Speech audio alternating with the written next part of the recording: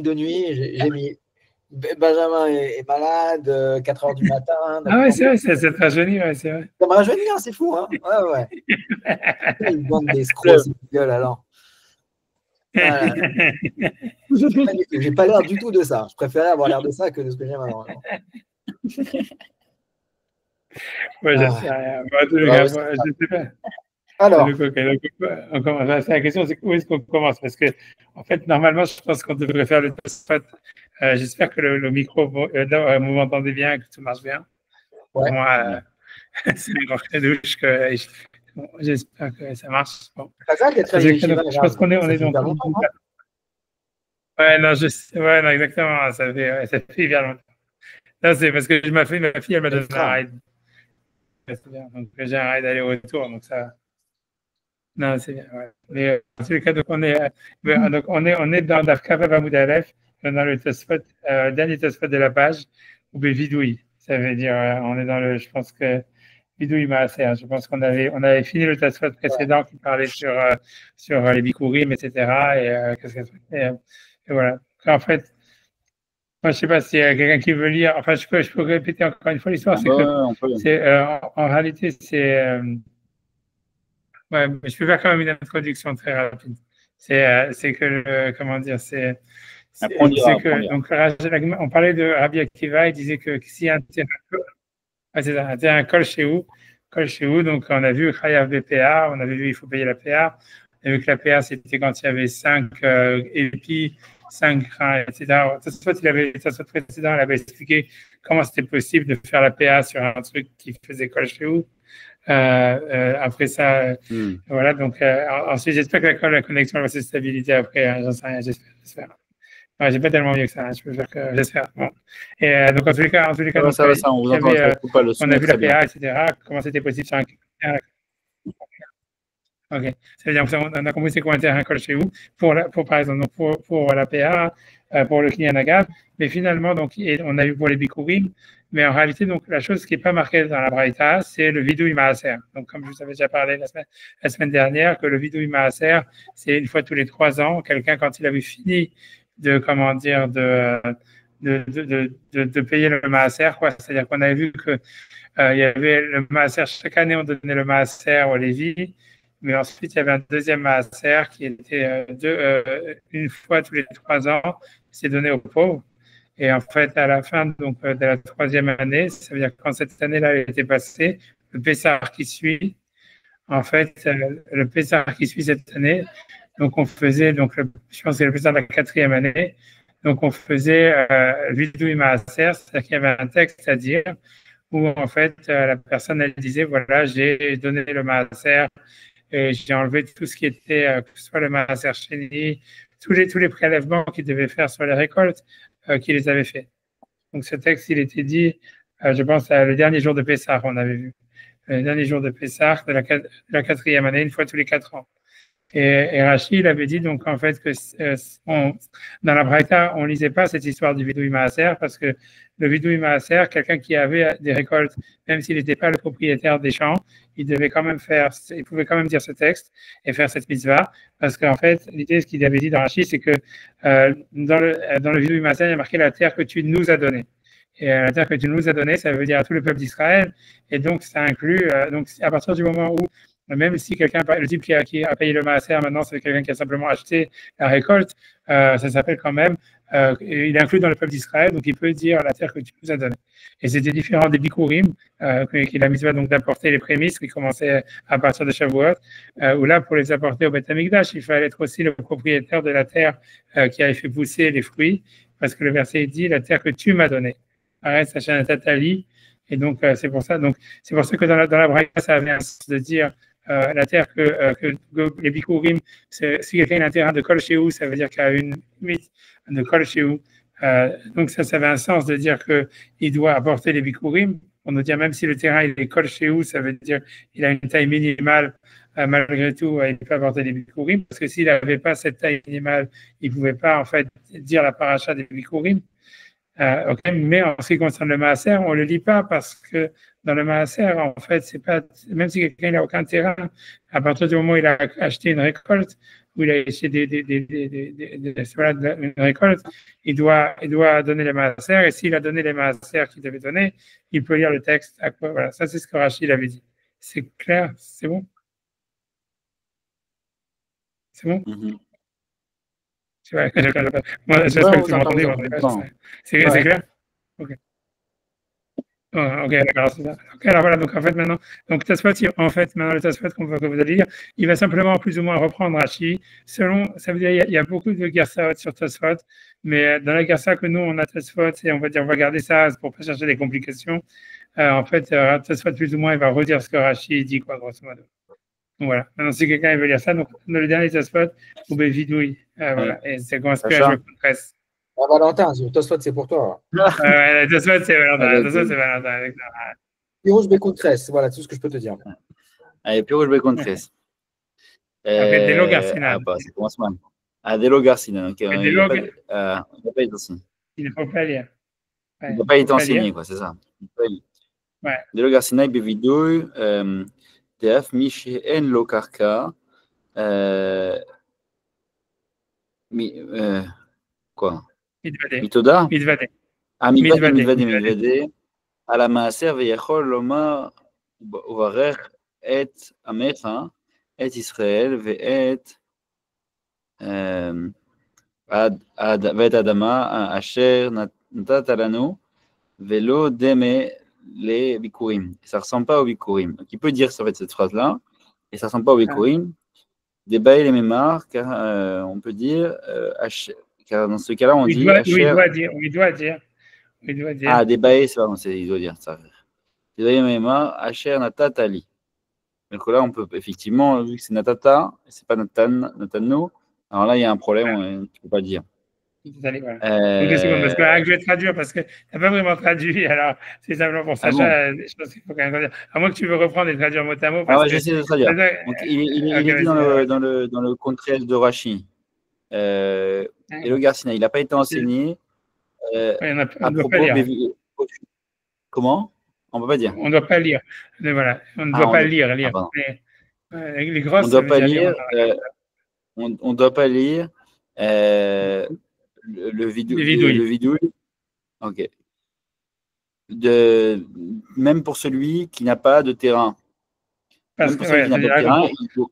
pardon, je vais vous laisser traduire avant, parce que c'est mieux. Ok, je vais traduire. C'est-à-dire, donc Rachid expliquait des logarcinan de vidouille qu'on ne doit pas lire de vidouille avec le vidouille, le mot vidouille dans la braïta, qui serait le vidouille du maaser, comme on a déjà expliqué.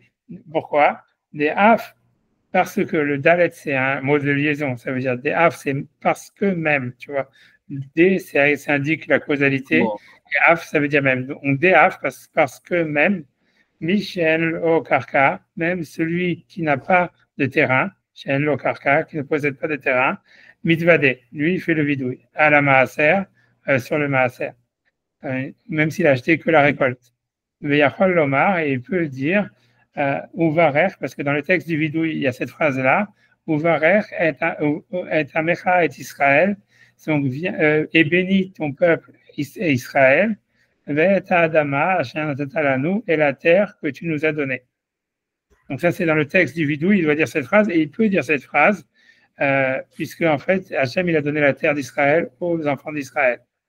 Mais l'odamé, ça ne ressemble pas les bikurim, au texte des bikurim, où, comme on le voit dans la Mishnah, qui m'enseigne dans la Gemara, il faut au moins un karka kol shehu. Il faut que celui pour dire le texte des bikurim, il faut être le propriétaire du terrain où les fruits ont poussé, des bails les mémoires, parce qu'il a besoin de dire dans le texte, Ajanatali, que tu m'as donné. Tu vois, tu m'as donné. Donc c'est ce que Rachid a dit, tu vois, je sais que tu avais compris, mais c'est simplement pour traduire. Non, mais au moins c'est plus clair. Très bien. Voilà. Vechen, Pirouche Rabbeinu Yitzhak, Velo Garcinan, Bevidouille, Velo, Melo Metam de Rashi. Donc en fait, Rabbeinu Yitzhak, il a une autre explication. C'est pas pour la raison que Rashi donne. Et là, Mishum de Birushalmi, en fait, mais en fait pour une raison qui est mentionnée dans le Yerushalmi, dans la Maseret PA. Parir, il est objecté Asa, non. Ouais, c'est ça. Ah, Hamilta, c'est-à-dire Goufa, ça veut dire Hamilta Goufa. Sur cette chose-là elle-même. Bon, c'est de l'araméen parce que c'est le Yerushalmi, c'est écrit en araméen, très compliqué. Donc, Hamilta Goufa, c'est-à-dire sur cette Mishnah elle-même. C'est ça ce qu'il veut dire. Et Maï lo tane bevidoui. Et pourquoi il n'est pas enseigné bevidoui? Bevidoui, ok. Voilà, point. Tu vois, ça c'est point. Tu vois, ça c'est fin de la citation du Yerushalmi. Ça veut dire que le Talmud de Jérusalem, tu comprends? Le Talmud de Jérusalem, il demande sur cette braïta pourquoi c'est pas marqué vidouille. Donc c'est une preuve parce que Rachid dit qu'en fait on le lit pas, parce que si jamais c'était marqué, le Talmud de Jérusalem, il peut pas dire pourquoi c'est pas marqué vidouille, puisque c'est marqué quoi. D'accord? Ça veut dire, attends encore, Rabbeinu Yitzhak a priori dit comme ça. Donc je vais dans les mots. Rabbeinu Yitzhak il dit aussi on peut pas lire dans la braïta, dans la Mishnah, pardon, c'est une Mishnah vidouille, donc les vidouilles du Maaser. Pourquoi? Parce qu'on dit puisqu'on voit que dans le Talmud de Jérusalem, sur cette Mishnah, le Talmud de Jérusalem, il demande mais pourquoi c'est pas marqué vidouille? Donc du fait que la Gemara elle pose cette question dans le Talmud de Jérusalem, c'est-à-dire que c'est pas marqué vidouille. Ouais. D'accord, c'est clair. Mais a priori, ça veut dire. Maintenant, je vais expliquer. Ça veut dire. Le problème, c'est que a priori, de la question du Talmud de Jérusalem, si c'est vraiment cette question, elle existe. En réalité, tu vois, ça impliquerait qu'en fait, quand on a parce que puisque le Talmud de Jérusalem, il pose la question. On va dire qu'il pose la question. Et s'il pose la question, en fait, ça impliquerait qu'en fait, pour faire le vidouille, il faudrait être propriétaire d'un terrain. Parce que ce que je veux dire, c'est que je ne sais pas si je fais un petit peu ça compliqué, ça veut dire que je pourrais laisser très simple. Moi, je ne sais pas pourquoi, je sais pas pourquoi je l'ai fait compliqué, mais ça veut dire que l'idée, c'est que tu comprends bien que si le Talmud de Jérusalem, il dit, mais pourquoi c'est pas marqué vidouille? Tu vois, selon Rachid, la réponse, elle est simple. Elle est parce qu'en fait, pour vidouille, c'est pas la peine d'être propriétaire du terrain. Et donc, c'est pour ça qu'on ne pouvait pas nous marquer dans la Mishnah, Karka Kol Shehu pour vidouille.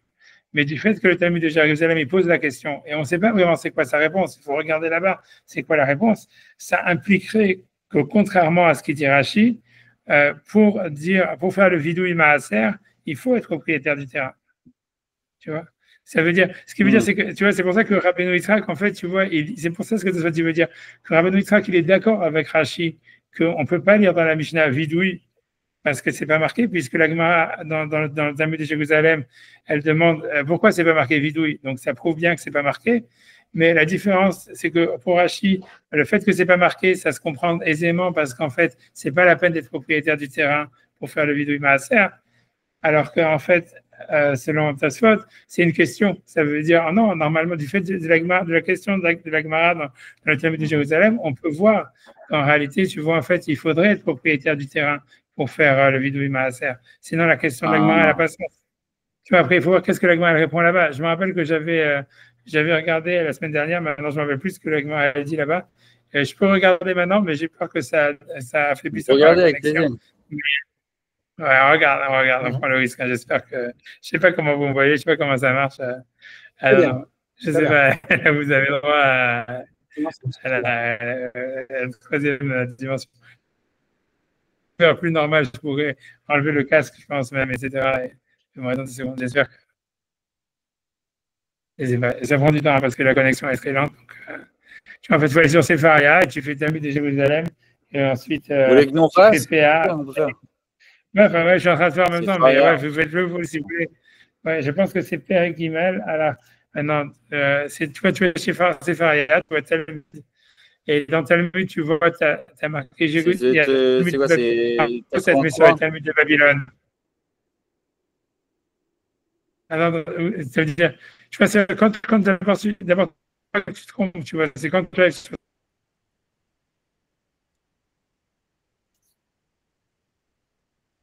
le Talmud, il faut que tu coches la case. Tu vois, par défaut, tu es sur le Talmud de Babylone. Il faut que tu es sur le Talmud de Jérusalem.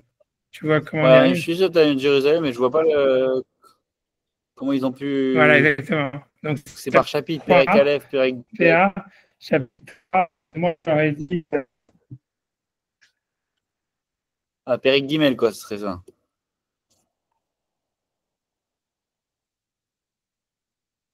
On vous entend plus, Rab. Pérec Guimel, c'est sûr, et je pense que c'est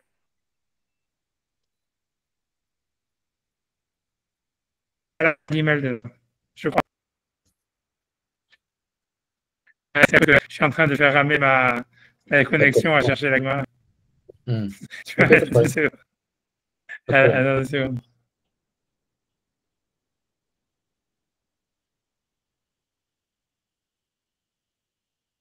Attends une seconde. Je sais. C'est parce que la connexion, elle est trop lente. J'essaye de. Je sais pas, peut-être une bonne idée d'aller chercher. Enfin, que moi, j'aille chercher. Je crois que c'est à la Hagimel.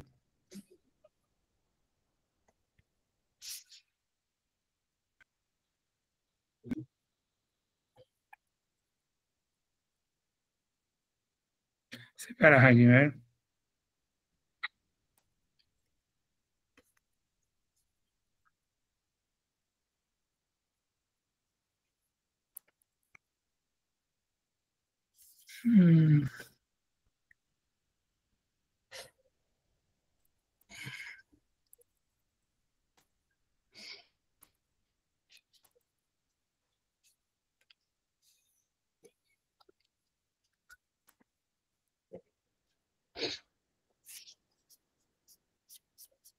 Ouais, c'est la Hasset. C'est. Ah, c'est chapitre 7, quoi. Non. Non, c'est pas Gimel à la Hasset. À la Chazaïn, quoi. Ah, Rabbi Akiva Omer Kaka Kol Shiur, ok. Voilà, c'est exactement. Maintenant, après ça, est-ce que.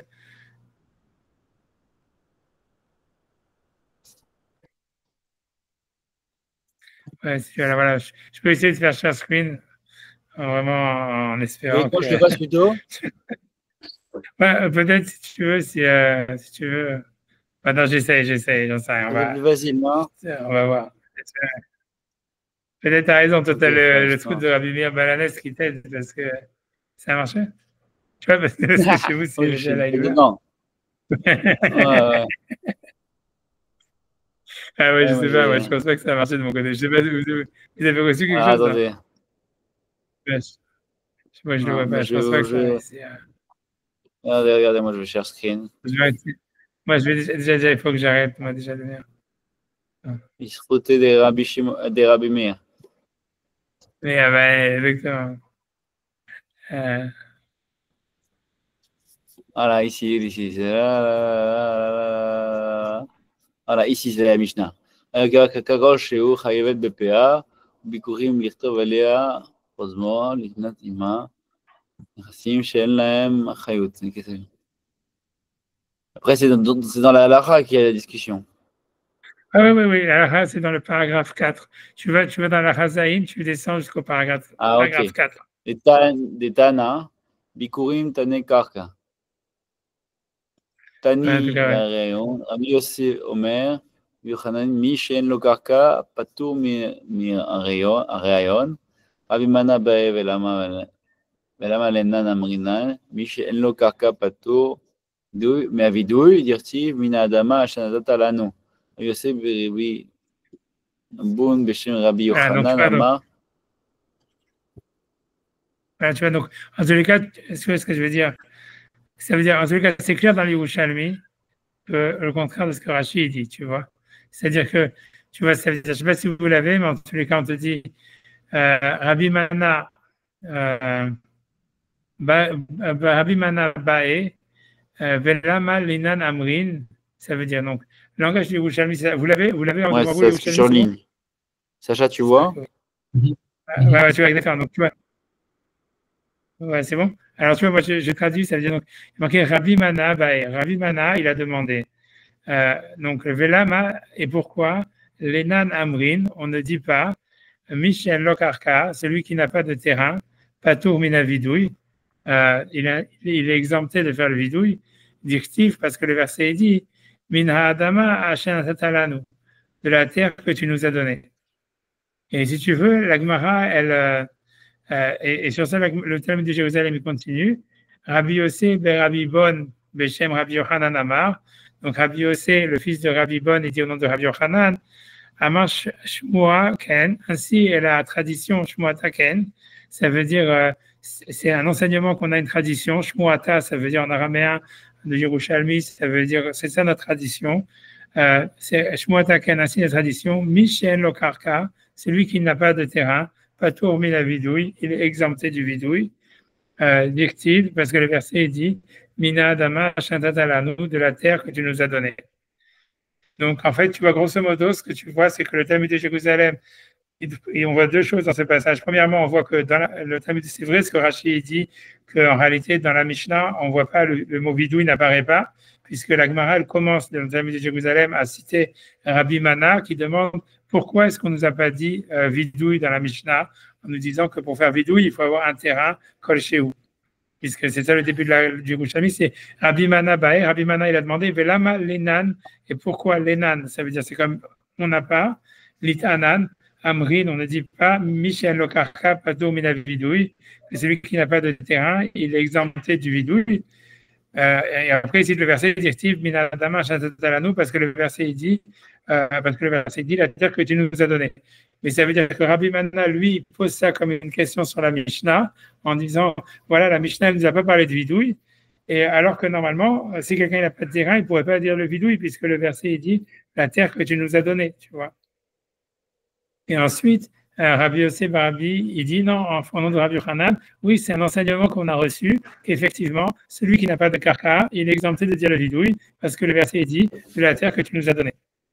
Donc en fait, on voit, ça veut dire, donc Talmud de Jérusalem, il pose la question sur la Mishnah, pourquoi c'est pas marqué, il reste sur cette question, mais il affirme qu'en fait, eux, ils avaient une tradition comme quoi, en fait, pour faire le vidouille du maaser, comme le verset dit, la terre que tu nous as donnée, or le type, il n'est pas propriétaire du terrain, donc celui qui n'est pas propriétaire du terrain ou les fruits, la récolte qu'il a, elle a poussé, il ne peut pas faire le vidouille maaser. Ça semble être la conclusion de Voilà, c'est ça, c'est l'inverse que Rashi dit. Ça veut dire, c'est pour ça que Rabbeinu Yitzhak dit, il est d'accord avec Rashi sur le fait, puisque l'affirmation de Rashi, c'est de dire que dans la Mishnah, on ne lit pas vidouille.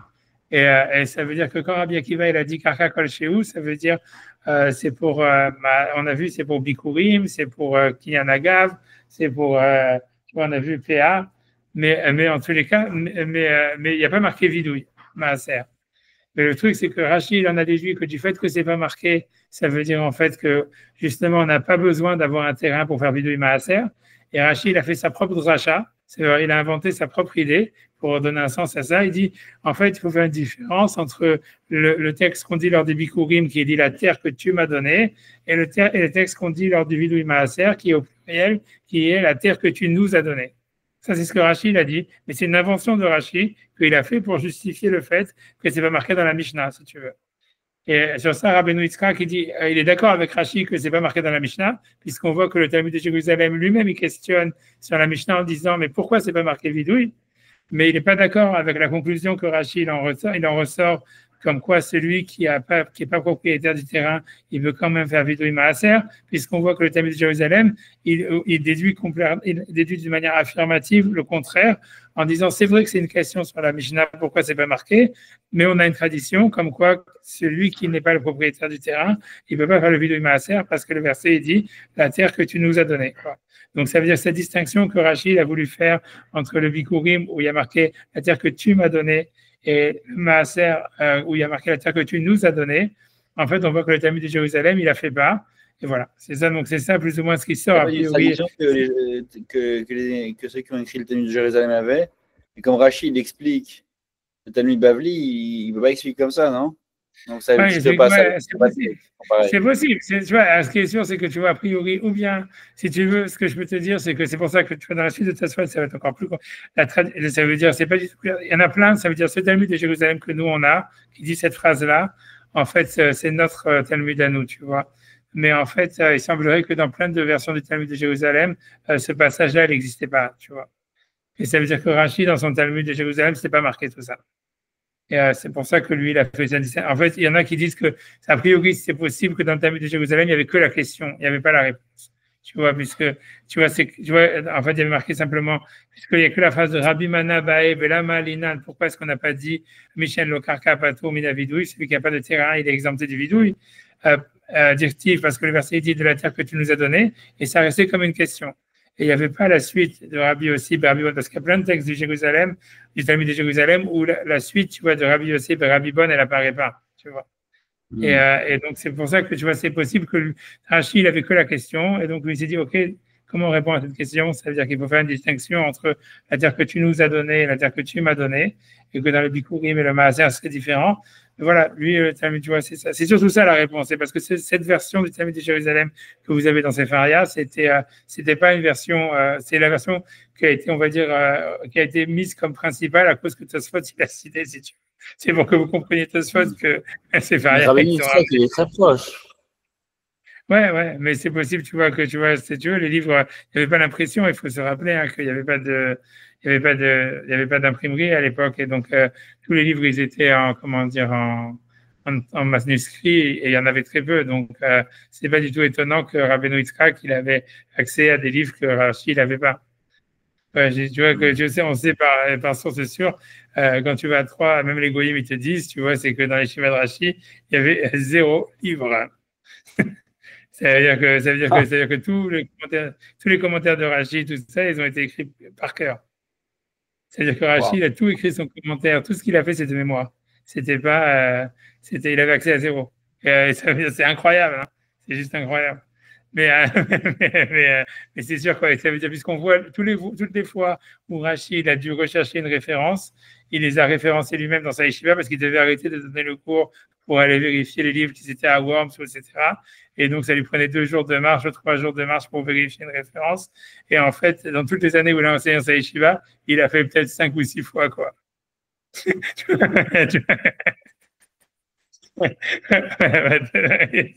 voilà, donc, mais il y avait beaucoup d'élèves, comment ça se passait? Non, c'est rien, tu regardes, c'est pas très grand le Beth Amikdash. C'est qu'à aller visiter, ils ont tout refait, ils ont tout remis avec les meubles d'époque et tout ça. À 3 Ouais, à 3, etc. Ouais. Parce que c'est tout ça, ça a été subventionné par l'État et compagnie. Mais ouais, non, c'est pas très grand, hein, mais ça veut dire, on sait pas, tu vois, je sais pas. A priori, la yeshiva, à mon avis, il pouvait pas y avoir plus que 10 élèves à la fois. Certainement, je sais pas, ça peut être au maximum, quoi, quand ils étaient à plein de tubes. Mais voilà, en tous les cas, c'est pour te dire, donc c'est pour ça, tu vois, c'est pour ça que c'est possible que Rabbeinu Yitzhak, lui, il est parti ailleurs. Si tu veux, les endroits où il y avait des livres, c'était très rare. Et en fait, les endroits où il y avait des livres, ils n'avaient pas tout, tu vois, c'est-à-dire, il y avait des livres où ils avaient tel et tel Maseret, il y avait tel livre où ils avaient tel et tel Midrash, il y avait des endroits où ils avaient autre chose. Mais en fait, tu vois, c'est pour ça que Rashi, quand il était jeune, il a voyagé dans toute l'Europe pour, en fait, apprendre des livres par cœur, quoi. Ouais, tu vois, ça veut dire. mais c'était ça ce qu'il faisait, quoi. Ça veut dire que tout celui qui voulait, tu vois, être arabe à l'époque, il devait tourner pour.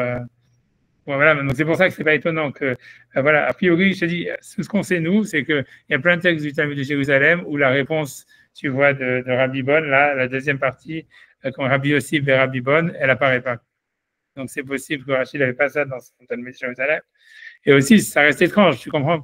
Ça reste étrange parce que le Talmud de Jérusalem, il déduit de la Mishnah qui n'a pas marqué vidouille. Donc, normalement, tu vois, ça veut dire qu'il n'a pas répondu à sa question sur la Mishnah, tu vois. C'est pour ça que ça veut dire c'est certainement, il manque quelque chose, tu vois, parce que, OK, le Talmud de Jérusalem dit oui, on a une tradition comme quoi, si quelqu'un, il n'a pas le propriétaire du terrain, il ne peut pas faire le vidouille. Mais, OK, mais ça ne répond pas à ta question de base, qui est pourquoi c'est pas marqué dans la Mishnah, alors. Et tu vois, et donc c'est tout. Donc c'est pour ça. Voilà. Et donc c'est peut-être que Rachid lui pense que Rabbi Akiva, il pense pas comme ça, puisqu'on a vu que la Mishnah elle est amenée au nom de Rabbi Akiva. Tu vois, donc c'est possible que l'enseignement que le Talmud de Jérusalem, quand il dit on a une tradition comme quoi si quelqu'un n'est pas propriétaire du terrain, il fait pas le vidouille maaser, ça peut vouloir dire ok, ça c'est la tradition qu'ils avaient oralement au nom de Rabbi Yochanan. Tu vois, qui est un des plus grands auteurs du Talmud de Jérusalem, mais ça veut dire, on voit bien que dans la Mishnah, c'est pas marqué. Alors Rashi, il a voulu expliquer la Mishnah, que c'est la vie de Rabbi Akiva. Donc il dit, ouais, en fait, selon la Mishnah qui n'a pas cité vidouille, ça veut dire qu'il faut faire une distinction entre la terre que tu nous as donnée et la terre que tu m'as donnée. Tu vois, ça veut dire, en fait, voilà, ça veut dire, c'est possible que Rashi, en fait, il a dit ça parce que même le Talmud de Jérusalem, il est d'accord que dans la Mishnah, c'est pas marqué, quoi. Donc, même si le Talmud de Jérusalem, à la fin, il dit, voilà, on a une tradition au nom de Rabbi Yochanan que il faut être propriétaire du terrain pour faire le vidouille maaser. Et le Talmud de Jérusalem, il n'a pas affirmé que c'est ça la vie de la Mishnah, tu vois. Et donc, comme Rashi ici est en train d'expliquer la Mishnah comme nom de Rabbi Akiva, donc c'est pour ça il veut dire, il fait quoi expliquer, c'est possible qu'il il veut expliquer ça, il dit, selon Rabbi Akiva qui n'a pas marqué vidouille, comment on répond à la question du Talmud de Jérusalem? Alors, selon Rabbi Akiva, peut-être qu'il y a une différence entre la terre que tu m'as donnée et la terre que tu nous as donnée, tu vois. Mais tu vois, Rabbeinu Yitzhak, l'islam, il dit voilà, ok, dans le Talmud de Jérusalem, on pose la question, on répond ça. Donc, il veut dire en tous les cas, c'est pour ça que Rabbeinu Yitzhak, quand tu vois comment c'est ramené dans Tosfot, il dit pas que Rabbeinu Yitzhak, il discute sur Rashi. Tu vois, il dit, si on reprend la phrase dans Tosfot, tu vois, c'est 3 lignes avant, il dit Vechen puis Reshki. Ainsi, Rabbeinu Yitzhak, donc il a Vechen, ça veut dire, c'est comme Rashi, tu vois, Vechen puis Reshki, ça veut dire, Rabbeinu Yitzhak aussi, il a expliqué comme Rashi que dans la Mishnah, c'est pas marqué vidouille. Des logarsinan qu'on ne lit pas vidouille ou bévidouille, vélo mitam de Rashi, pas à cause de la raison de Rashi, ça veut dire comme quoi, en fait, Rabbi Akiva, lui, il pense qu'il y a une distinction entre le Maaser et les Bikurim. Et la Mishum de Birushalmi Parich Aha Milita Gufa, puisque le Talmud du Jérusalem, il demande sur notre Mishnah elle-même, Amay Lotane ou bévidouille. Pourquoi c'est pas marqué bévidouille dans la Mishnah? Alma Mashma de logarsinan. Donc on en déduit que c'était pas marqué. Après ça, il dit Vegam Hashman Nami Michel Lokarka. Alors, tu vois, c'est pour ça ici, tu vois qu'il y a une aga. Je ne sais pas si vous avez dans Tosfot, il y a marqué tête. Moi, j'ai un petit tête. Et en fait, ça veut dire, c'est pour ça que c'est compliqué, tu vois, parce que, enfin, je vais lire la dernière ligne de Tosfot avec le tête qui change toute la phrase. Donc, il dit Vegam Hashman Michel Lokarka. Et donc, on peut en déduire que celui qui n'a pas de terrain. Donc, chez nous, il y a marqué Mitvade. Il fait le vidouille comme Rashi. Mais la garça, en fait, des commentateurs Harodim, c'est que dans Tosfot, il faut dire Eno Mitvade. Il ne fait pas le vidouille, il donne les courines, comme si quelqu'un, par exemple, il a des fruits qu'il a achetés, quoi. Donc, ça veut dire, en fait, tu vois, ça veut dire, quand tu vois, mais tout ça, ça a été beaucoup arrangé à cause du Talmud de Jérusalem, à cause de tout ça, mais ça veut dire, a priori, donc, dans la dernière ligne de Tosfot, il ne faut pas le lire. Donc, je relis encore une fois, sans m'exciter, la dernière ligne de Tosfot. Ok, Mashma de Logarsin, Vegam Mashma, donc il a aussi Mashma, donc du Talmud de Jérusalem, Mishen Lokarka, celui qui n'a pas de terrain. Donc là, il faut rajouter le mot Eno, la négation, Eno mitvade, il ne fait pas le vidouille, Kigon présente les coquines, comme dans le cas des fruits qui ont été achetés, où le type n'est pas propriétaire du terrain, donc à ce moment-là, il ne faudrait pas faire le vidouille. Je ne sais pas si c'est clair, j'espère que c'est clair. Un peu, non. Non, dis-moi, oui, ouais. Alors bon, ça veut dire à partir de quand? Ça veut dire tout le Tosfot? Oui, je reprends le Tosfot à l'oral, qu'est-ce que vous voulez dire? Après, je n'ai pas vu le Dalet, vous dites un truc qui est précisé. Peut-être que tu l'as pas, mais en fait, moi, dans ma Gemara, tu vois, ça veut dire, la dernière ligne, c'est, tu vois, ok, donc, Alma Mashma, donc, ok, c'est clair pour vous, jusque Alma Mashma de Logarsinale, donc, ça veut dire, là, c'est bon, Alma, ça veut dire donc, on déduit du Talmud de Jérusalem, Mashma, ça veut dire, Alma Mashma, ça veut dire donc, Mashma, il semble, on en déduit, des logarsinale, qu'on ne le lit pas, ça veut dire qu'on ne lit pas le mot vidouille dans la Mishnah, puisque le Talmud de Jérusalem, il demande pourquoi c'est pas marqué, donc ça veut dire qu'on ne le lit pas. Et après, il dit Gam Mashma, et il semble aussi, Michel Lokarka, que celui qui n'a pas de terrain, d'accord? Alors, dans le Tosfot, tel que c'est marqué chez nous, il y a marqué Mitvade, il fait le vidouille. D'accord? Mais ça serait comme Rashi, Non, c'est pas vrai. Ça veut dire quand on a vu dans le Talmud de Jérusalem. Pas dans le sens de la. Ouais. Voilà, c'est ça. Il y a marqué Eno mitvade. Donc c'est pour ça qu'il faut rajouter le mot Eno. Et ça veut dire c'est la négation. Tu vois, il faut dire le Gam Mashma et aussi il semble du Talmud de Jérusalem que Michel Lokarka, que celui qui n'est pas propriétaire d'un terrain, Eno mitvade. Il ne peut pas faire le vidouille, contrairement à ce qu'a dit Rashi, puisqu'on dit parce qu'il doit dire le texte en disant la terre que tu nous as donnée. Et selon le Talmud de Jérusalem, tu nous as donné, ça veut dire que moi-même, je suis propriétaire de la terre en partie. Alors, si j'ai fait que acheter la récolte, en fait, je ne suis pas propriétaire de la terre, donc on ne peut pas faire vidouille. Donc, ça veut dire, contrairement à ce que disait Rachid, ça veut dire ce qu'il veut dire, il semble du Talmud de Jérusalem que Michel Lokarka et no mitvade, il ne fait pas le vidouille. Tu vois, contrairement à ce qui est marqué chez nous dans Tosfot, si tu n'as pas le petit dalet, il y a marqué Shen Lokarka mitvade. Il faut ajouter le mot eno. Tu vois ça. Et en fait, si tu regardes, moi, dans ma Gemara, moi, je ne sais pas si dans votre Gemara, vous, il y a marqué ça. Moi, j'ai une sorte de petite tête. Et tu vois, ça veut dire, je ne sais plus quoi, Hormat Shlomo. Je ne sais pas si vous avez, enfin, moi, j'ai un, je ne sais pas si tu vois, ça veut dire, Moi, j'ai une sorte de petite tête. Après le mot carca, j'ai une petite tête, une petite lettre avec une parenthèse. C'est un tête, je ne sais pas. Vous avez ça ou vous n'avez pas ça du tout? Non. Moi, j'ai une petite lettre marquée Velir Tov. Moi, je comprends pas. Velir Tov? Ah, Velir Tov, c'est pour le prochain Tosfot. Ah ouais, c'est pour ça. Mais avant ça, tu n'as pas une petite tête et tout ça. Ok, d'accord. Ok. Une petite lettre à côté, et je ne sais pas à quoi ça fait référence. Voilà, est-ce que tu as une petite lettre voilà, où il y a. Après le mot carca, c'est ça? Ah non, ça c'est encore un autre parce que tu as un Yud qui dit Ain Tosfot Yom Tov et blablabla. Ok, en fait, tout ça c'est la même chose, mais ça veut dire grosso modo. Ça veut dire grosso modo, on va dire comme ça veut dire que tu vois, c'est le mieux de rajouter, on va dire Eno mitvade, il fait pas le bidouille et croyez-moi sur parole, on va dire. Que tu vois, ça veut dire, que tu vois, si vous voulez, si vous voulez pas me croire sur parole, comment faire? Ça veut dire, parce que j'ai peur de faire des manies. Ok, on a compris que c'est un sujet de version. Voilà, c'est un sujet de version, mais voilà, donc finalement, voilà, dans tous les cas, a priori, donc pour simplement dire, en fait, tu vois, ça veut dire ce que Tosfot veut dire, en fait, d'une manière, j'arrive, ça veut dire, tu vois, ça veut dire, pour dire ce que Tosfot voulait dire, c'est, pour reprendre encore ce qui se passe ici, donc Rashi, donc, qu'il faut avoir pour pouvoir faire certaines mitzvot comme les bikurim, le fait de lire la paracha des bikurim et donner par exemple la PA, où il faut être, donc dans tous ces cas-là, il faut être propriétaire au moins d'un terrain kol shehu, d'un terrain voilà, minimal, d'un terrain qui est la mesure de kol shehu. Et aussi la même chose pour Kiyan Agav et pour faire le prosbol. Ça, c'est ce que la Mishnah elle disait au nom de Rabbi Akiva. Mais elle n'a pas parlé d'une mitzvah qui s'appelle Vidui Maaser, ça veut dire la reconnaissance du Maaser, où tous les 4 ans, enfin tous les 3 ans, après à la quatrième année et à la 7e année, quelqu'un est devenu dire le dernier jour de Pessah qu'il avait donné tous les Maasrot qu'il devait faire. C'était pas la peine de le faire au Beth Amikdash. Dans les Bikurim, il fallait aller au Beth Amikdash pour lire le texte en amenant les fruits au Kohen.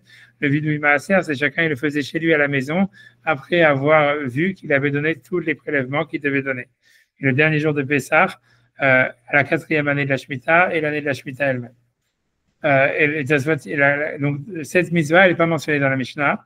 Donc, Rashi dit pourquoi. Alors, a priori, Rashi en déduit que, comme c'est la déduction logique, ça voudrait dire que quelqu'un il peut faire cette mitzvah, même s'il n'est pas propriétaire de terrain. Si, par exemple, quelqu'un il a simplement acheté des récoltes, du blé ou des choses comme ça, en Israël, et que donc il a dû faire tous les prélèvements, de donner le maaser aux Lévi, le deuxième maaser aux pauvres, après ça, au bout de la 4e année, quand il a fait ça, il peut dire le texte qui est la mitzvah de dire, ça s'appelle Vidui Maaser, ça veut dire la reconnaissance du Maaser, où il dit devant Akadosh Baruch Hu, voilà Hachem, j'ai donné tous les Maaser que je devais donner, maintenant bénis ton peuple Israël et la terre que tu nous as donnée. Donc Rashi dit, on voit de la Mishnah, du fait qu'on ne nous a pas mentionné qu'il devait dire il n'y a pas marqué avec Karka Kol Shehu qu'il fallait qu'il soit propriétaire d'un terrain minimal. On apprend de là que même si le type n'était pas propriétaire d'aucun terrain, simplement il a acheté des fruits d'Israël et des récoltes d'Israël et il a dû faire les prélèvements en tant que simplement acheteur des fruits.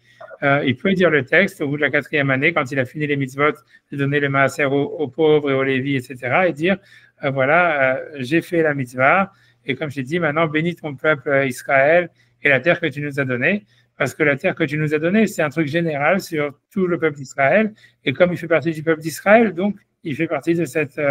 donc il peut dire le texte, puisque c'est la terre que tu nous as donnée à nous, le peuple d'Israël. Ça, c'est ce que Rashi dit. Il déduit ça du fait que ce n'est pas marqué dans la Mishnah. Vidui Maaser, c'est une mitzvah de Vidui Maaser. Tosfot, il dit, oui, Tosfot, il est d'abord d'accord avec Rashi que, en fait, c'est vrai que c'est pas marqué dans la Mishnah, puisqu'on voit que le Talmud de Jérusalem, il demande pourquoi c'est pas marqué dans la Mishnah. Donc, c'est-à-dire que c'est pas marqué dans la Mishnah.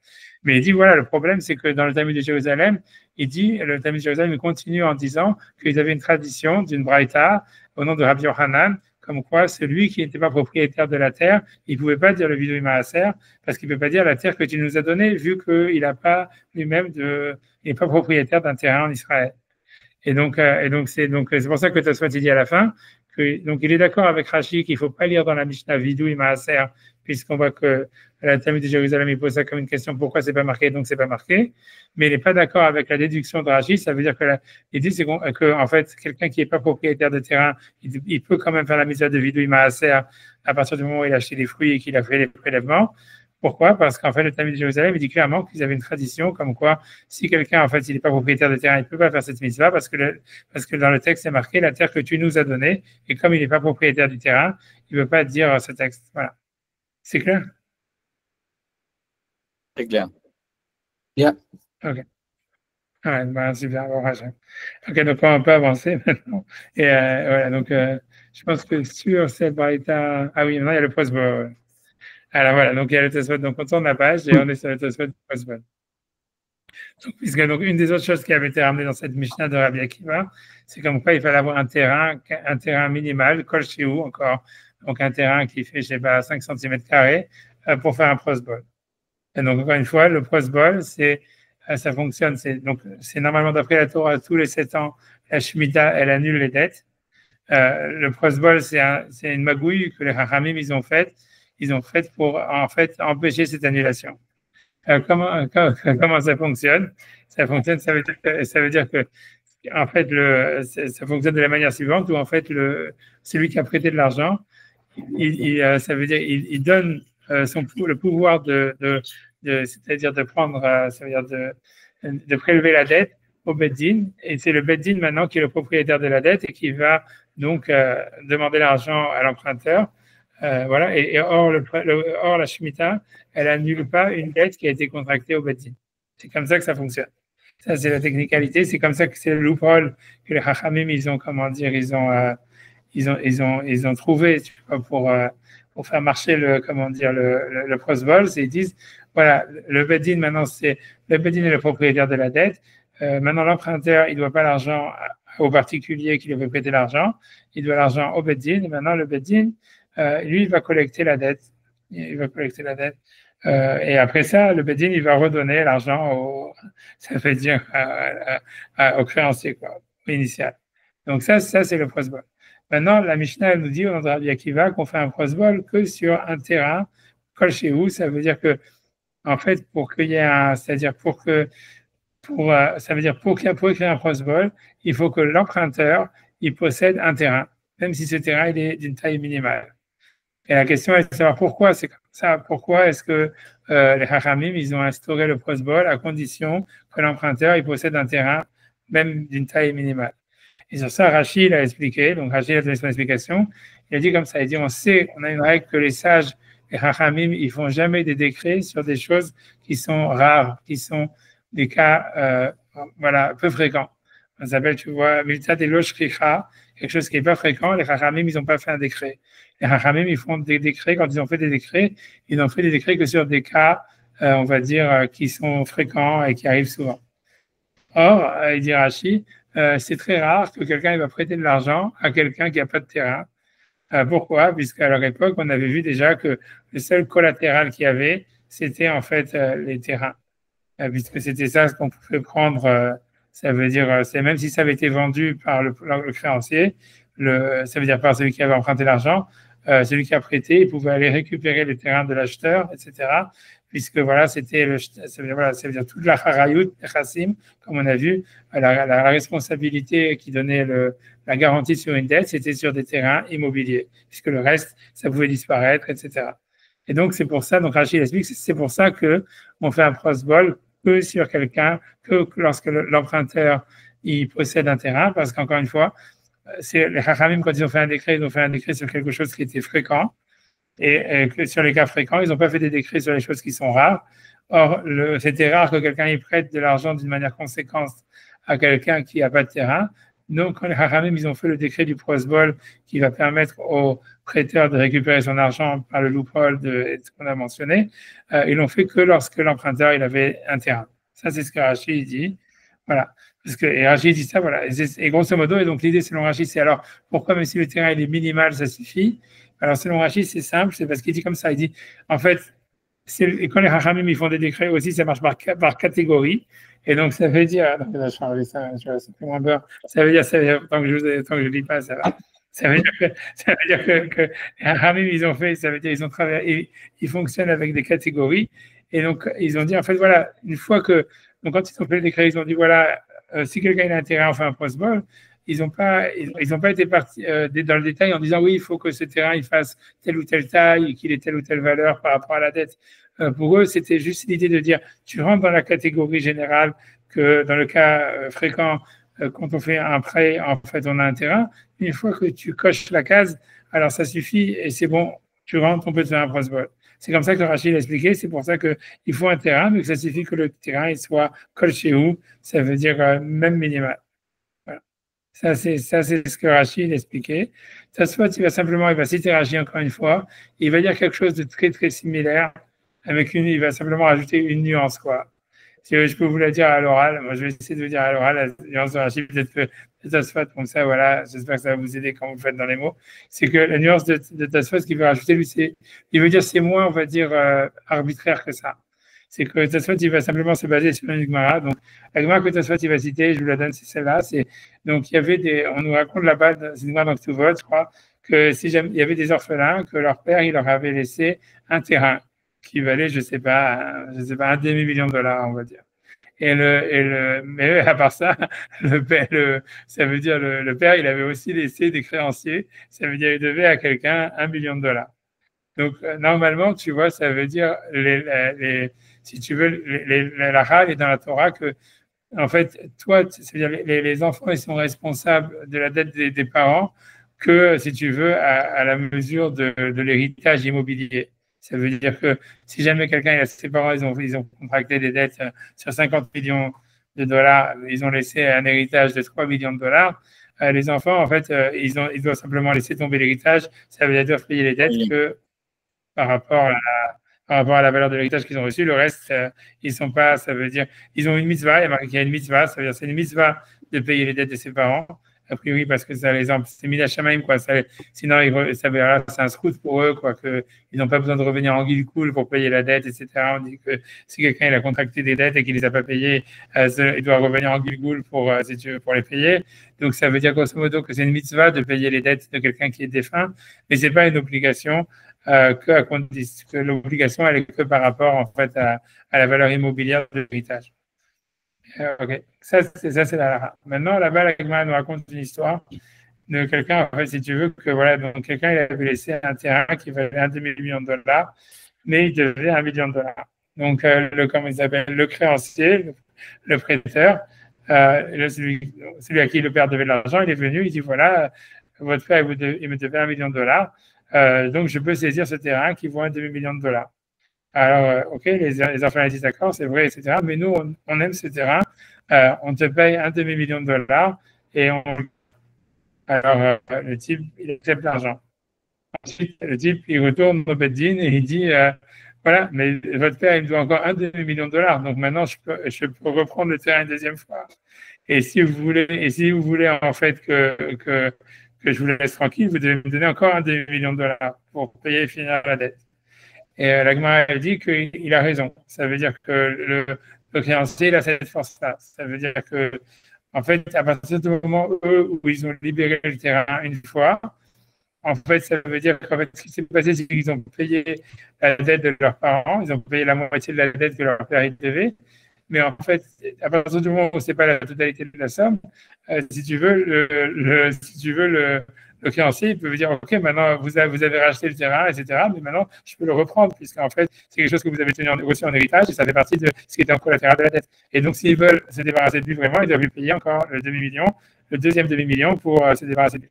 Donc ça, c'est ce que la Gemara elle dit. Ça s'appelle Katsina d'Abaye. Ça veut dire le petit terrain d'Abaye, parce qu'en fait, c'est Abaye qui était le juge sur ce cas-là et qui avait permis en fait aux prêteurs de récupérer beaucoup d'argent à partir d'un petit terrain. Puisqu'en fait, la première fois, les orphelins, ils avaient payé pour récupérer le terrain.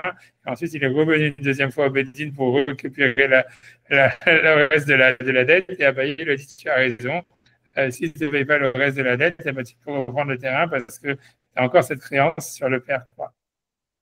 Ça, c'est l'histoire que la Gemara elle ramène. Et Tosfot, il veut dire que c'est ça le sens du prosbol sur un karka kol shehu. Ça veut dire qu'en fait, il veut dire qu'en théorie, si jamais en fait le prêteur il est un petit peu idiot, ou bien il tient vraiment à son terrain, Alors, il va dire, OK, alors, même si le terrain, en fait, il vaut pas grand-chose, si jamais, par exemple, le type, il tient à son terrain, il va dire, OK, au prêteur, OK, alors, OK, tu veux prendre mon terrain, maintenant, moi, je veux le récupérer. Tiens, je te donne la valeur du terrain. On va dire, je sais pas, $500. OK, le type, il va accepter, le prêteur, il va accepter. Et 5 minutes après, il va dire, OK, mais tu me dois encore, je sais pas, $5 000, je te reprends ton terrain. Et à chaque fois, ainsi de suite, tu vois, à chaque fois qu'il va vouloir revenir sur son terrain, si tu veux, l'emprunteur, il est obligé à chaque fois de payer la valeur du terrain jusqu'à ce qu'en fait, il finisse de payer la dette. Donc, c'est pour ça, il veut dire qu'à cause de cette technicalité, que si quelqu'un, en fait, il veut libérer son terrain, en fait, on peut l'obliger à payer toute sa dette jusqu'à ce qu'il finisse la valeur de la dette pour récupérer son terrain. Donc, ça veut dire, en fait, que même quand quelqu'un, il a emprunté une grosse somme d'argent sur un petit terrain, en fait, le prêteur, il a comme une sorte de collatéral sur toute la dette, quoi. Et c'est pour ça, en fait, qu'on peut faire un cross-ball, c'est ce que tu vas dire. C'est pour ça que les Haramim, ils ont dit qu'on peut faire un cross-ball dès que l'emprunteur, il a un terrain qui est col chez vous, qui est même d'une petite taille ou d'une petite valeur. Parce qu'au fond, c'est pas simplement comme Rachid a dit, parce qu'il coche la case de la catégorie ceux qui ont un terrain, donc il coche la case du cas générique, du cas fréquent. Ça, c'est Rachid qui a dit ça. Ça veut dire un peu plus, tu vois, il faut rajouter un approfondissement là-dedans. Il veut dire, c'est pas simplement qu'il rentre dans la catégorie de ceux qui ont un terrain. C'est qu'en fait, tu vois, c'est qu'il est, je sais pas comment expliquer, c'est que voilà, il est, ça veut dire, au fond, le Baal Chov, c'est-à-dire le prêteur, il a une possibilité avec ce petit terrain de retirer tout l'argent, toute la valeur de la dette, si en fait, à chaque fois, l'emprunteur, il veut libérer son terrain. Je sais pas si c'est clair ou c'est pas clair, j'espère que c'est clair. C'est clair? Non, moi, je n'ai pas compris. Ok, ok, je vais faire, peut-être ce que je fais dans les mots. Je sais pas si je répète, parce que je sais pas si je répète encore une fois, ça va aider. Non, un exemple. Un exemple. Un exemple. Ouais, un exemple simple, ça veut dire, voilà, je sais pas, ça veut dire, encore une fois, c'est, je sais pas, je sais pas, c'est lequel exemple, je prends un exemple, je sais pas prendre n'importe lequel, mais ça veut dire, on va dire comme ça. Je sais pas, quelqu'un, il a une usine, tu vois, ça veut dire, quelqu'un, il devait, voilà, il a laissé à ses enfants une usine. Voilà, je sais pas qui, j'en sais rien. Je sais pas, et qui fait les sacs Hermès, voilà, l'atelier Hermès à Pantin. Et tu vois, et ça veut dire, c'est une voiture, j'en sais rien, tu vois. Mais d'un autre côté, tu vois, et j'en sais rien, tu vois, imagine, voilà, donc mais je pense que ça veut dire, tu vois ça, je pense que tu vois ça tout le temps, ça veut dire quand il y a une bankruptcy, quoi, quand tu fais un redressement judiciaire, c'est comme ça que ça fonctionne. Moi, je ne vais pas embrouiller la chose, mais ça veut dire l'idée, c'est que voilà, on va dire, imaginons quelqu'un, tu vois, donc il avait une usine, et même si c'est même pas s'il a laissé à ses enfants, même si à lui, voilà, il a une usine, et voilà, il a, voilà, les ateliers Hermès, ça vaut je sais pas combien de millions, mais n'empêche, et ça tourne, ça ramène du fric, etc. Mais le fait est que le type, il est endetté sur ça, on va dire à 3 fois ou 4 fois la valeur des ateliers de l'usine. D'accord? Donc maintenant, et l'échéance de la dette, elle arrive. Donc normalement, si tu veux, le type, en fait, il est.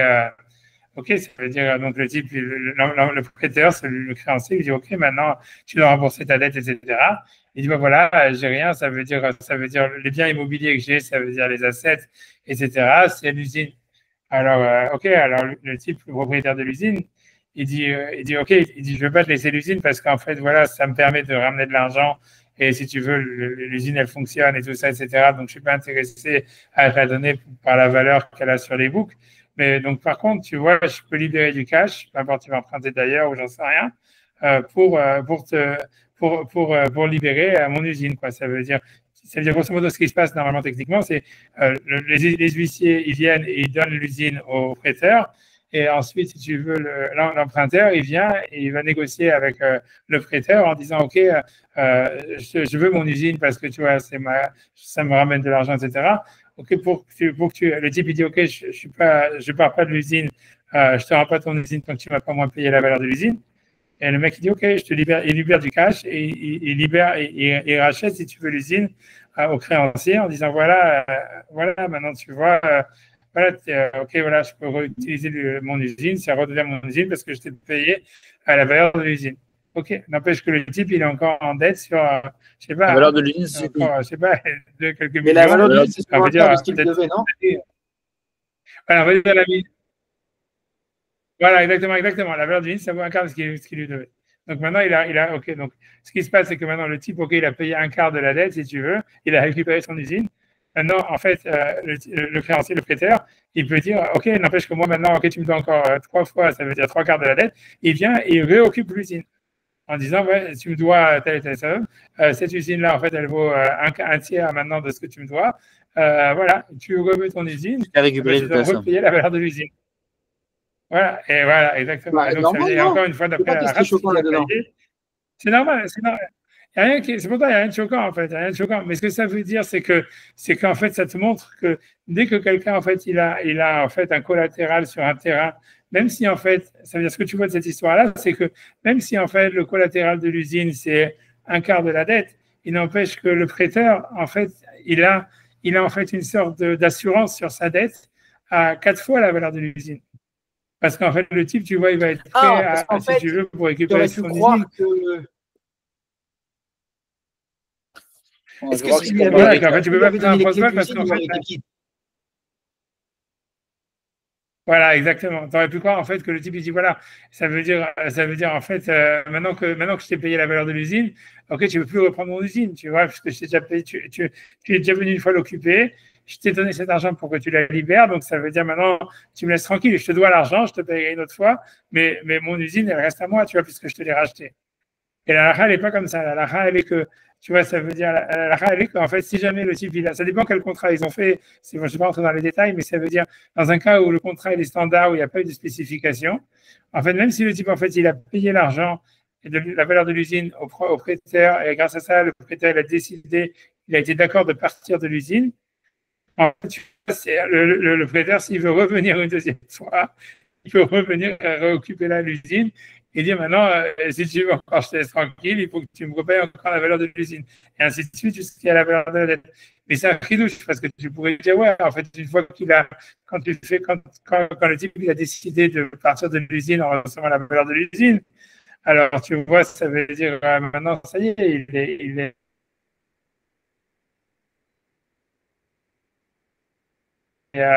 il a accepté en fait de ne plus réoccuper l'usine, d'avoir simplement un avoir sur le reste de la dette, tu vois.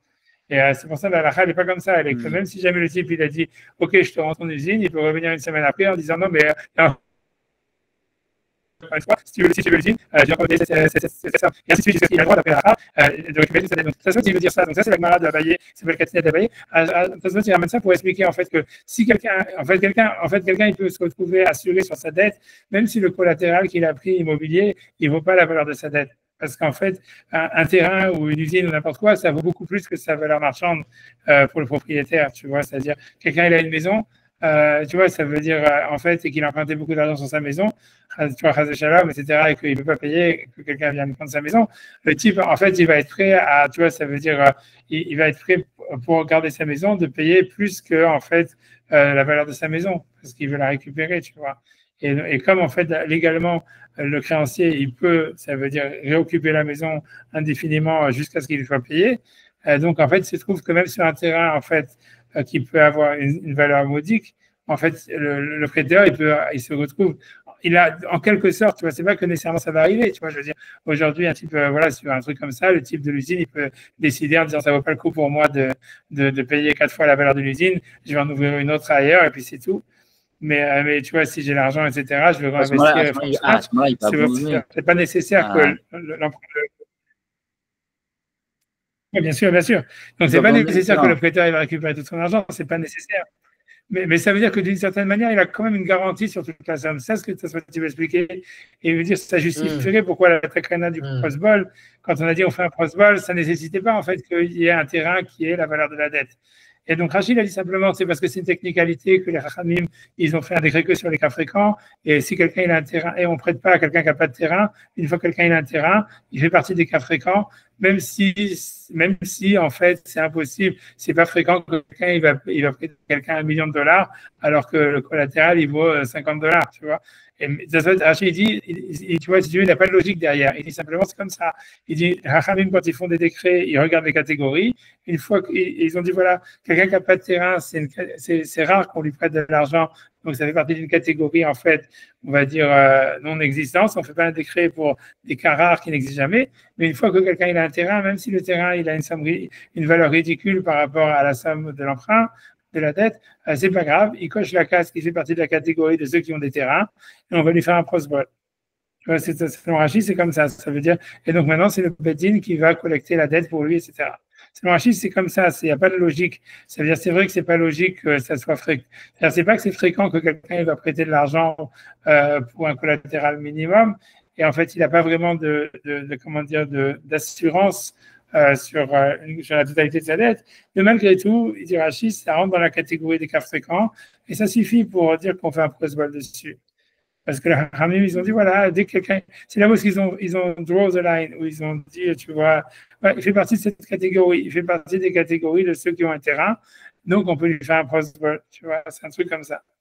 Et ça, c'est Rachid, c'est comme ça, il n'y a pas de logique. Ça se fait simplement, il rajoute une nuance, il veut rajouter de dire que non, il y a une logique derrière. C'est parce qu'en fait, quand quelqu'un a un terrain, même d'une valeur minimum, il peut collecter beaucoup plus que la valeur du terrain.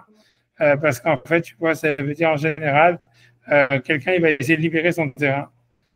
Et il va être d'accord, en fait, de payer plus, même tu vois, en plusieurs fois, etc. Puisqu'on a vu, donc, il a ce droit de réoccuper, voilà, le prêteur, il a ce droit de réoccuper le terrain autant de fois qu'il veut. Donc, à la fin, il va récupérer plus que la valeur du terrain. Donc, ça s'appelle, même si ce n'est pas nécessaire, peut-être que non, peut-être que le type va laisser tomber, mais n'empêche que ça s'appelle que le type, d'une certaine manière, il a quand même un shearboud, il a quand même une assurance sur, en théorie, possiblement, d'une certaine manière, sur la totalité de sa dette, même si le terrain, il ne vaut pas la totalité de sa dette. Et c'est pour ça qu'on peut faire un prosbol. C'est pour ça qu'on peut faire un prosbol. Tu vois, c'est ça l'idée. Parce qu'a priori, selon Tosfot, peut-être l'idée, Tosfot, il va chercher tellement loin, il n'est pas d'accord avec Rashi. C'est parce qu'en fait, je pense que selon Rashi, je vais expliquer, c'est parce que selon Rashi, en fait, je vais essayer d'expliquer, c'est que selon Rashi, c'est les Rachamim, tu vois, c'est parce que comment le prosbol fonctionne. Selon Rashi, en fait, c'est un truc qui est complètement bête et méchant parce qu'on sait que le Beddin, il a le droit d'exproprier. Ça veut dire on a une règle qui s'appelle Hefker Beddin Hefker. C'est-à-dire que le Beddin, il peut exproprier qui il veut d'une manière arbitraire et dire cet argent-là, qui était dans ton compte en banque, je le mets dans le compte en banque de celui-là. Pourquoi comme ça? On l'apprend ça veut dire que le Beddin, il a cette force-là. On l'apprend du partage de la terre d'Israël qui a été fait par le Beddin. Et en fait, les gens, ils contestaient parce qu'ils disaient, ouais, moi, je voulais pas cette partie-là, je voulais un autre terrain, je voulais ci, je voulais ça. Et en fait, au moment où il y a le partage de la terre par Yoshua et le Beddin, en fait, Hachem, il a dit, même ça a été tiré au sort en plus, c'était incontestable. Ça veut dire, c'est comme ça, c'est fini, tu veux pas, il n'y avait pas pas le droit d'échange, ni de reprise, ni de marchandage, ni de contestation, c'était comme ça. Et de là, on apprend la règle que le Beddin, il peut, d'une manière arbitraire, décider des choses. Et leur décision, elle est valide. Donc, selon Rachid, l'histoire du prosbol, ça fonctionne comme ça. Ça veut dire, en fait, le type, il a prêté de l'argent à quelqu'un d'autre. Dans la Shemitah, il n'a pas le droit de le récupérer. Le Beddin, lui, il a le droit de demander la dette. OK, la question est de dire, voilà, mais comment est-ce qu'il peut transmettre, si tu veux, ce pouvoir qu'il a au Beddin, puisque c'est un pouvoir théorique. Alors, selon Rachid, c'est le Beddin, il a décidé que ça marche, c'est tout, tu vois. Et donc, après ça, il faut simplement, c'est qu'une question, pourquoi ils ont dit qu'il faut un terrain? C'est parce qu'ils n'ont pas voulu faire un décret pour des cas qui sont un peu fréquents. Et donc, une fois que quelqu'un a un terrain, il fait partie des cas fréquents, et donc il coche la case et c'est bon. Ça, si tu veux, ça, c'est Rachid. Tosfot, lui, et en fait, il pense que l'idée, la raison pour laquelle il faut un terrain, ça veut dire les Haramim, ils n'ont pas utilisé leur joker de FK, Beddin FK pour faire le prosbol. En fait, il y a une logique derrière. C'est qu'ils pensent que l'idée, c'est que comme il y a un collatéral, ça veut dire, comment dire, immobilier. Donc, ça veut dire qu'en fait, si tu veux, c'est comme si la dette, en fait, elle était déjà à moitié, on va dire, récupérée, quoi. Et que tout ce qu'il y a à faire maintenant, c'est pas vraiment que, en fait, le prêteur, il est en train de récupérer une dette que quelqu'un lui devait, que c'est interdit pendant la Shemitah.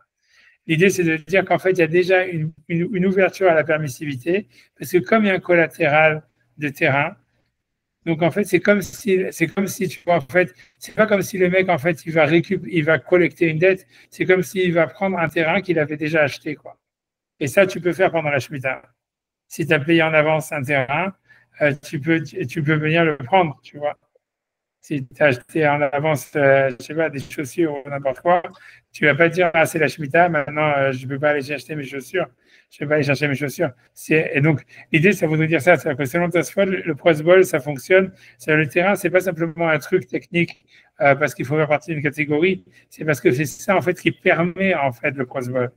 Ce qui permet le crossball, c'est le fait que du fait qu'il y a un collatéral immobilier, en fait, le fait de collecter la dette maintenant, c'est pas vraiment une collection, quoi. C'est que une appropriation de quelque chose qui avait déjà été officiellement acté au moment de l'emprunt. Je ne sais pas si c'est clair ce que je dis.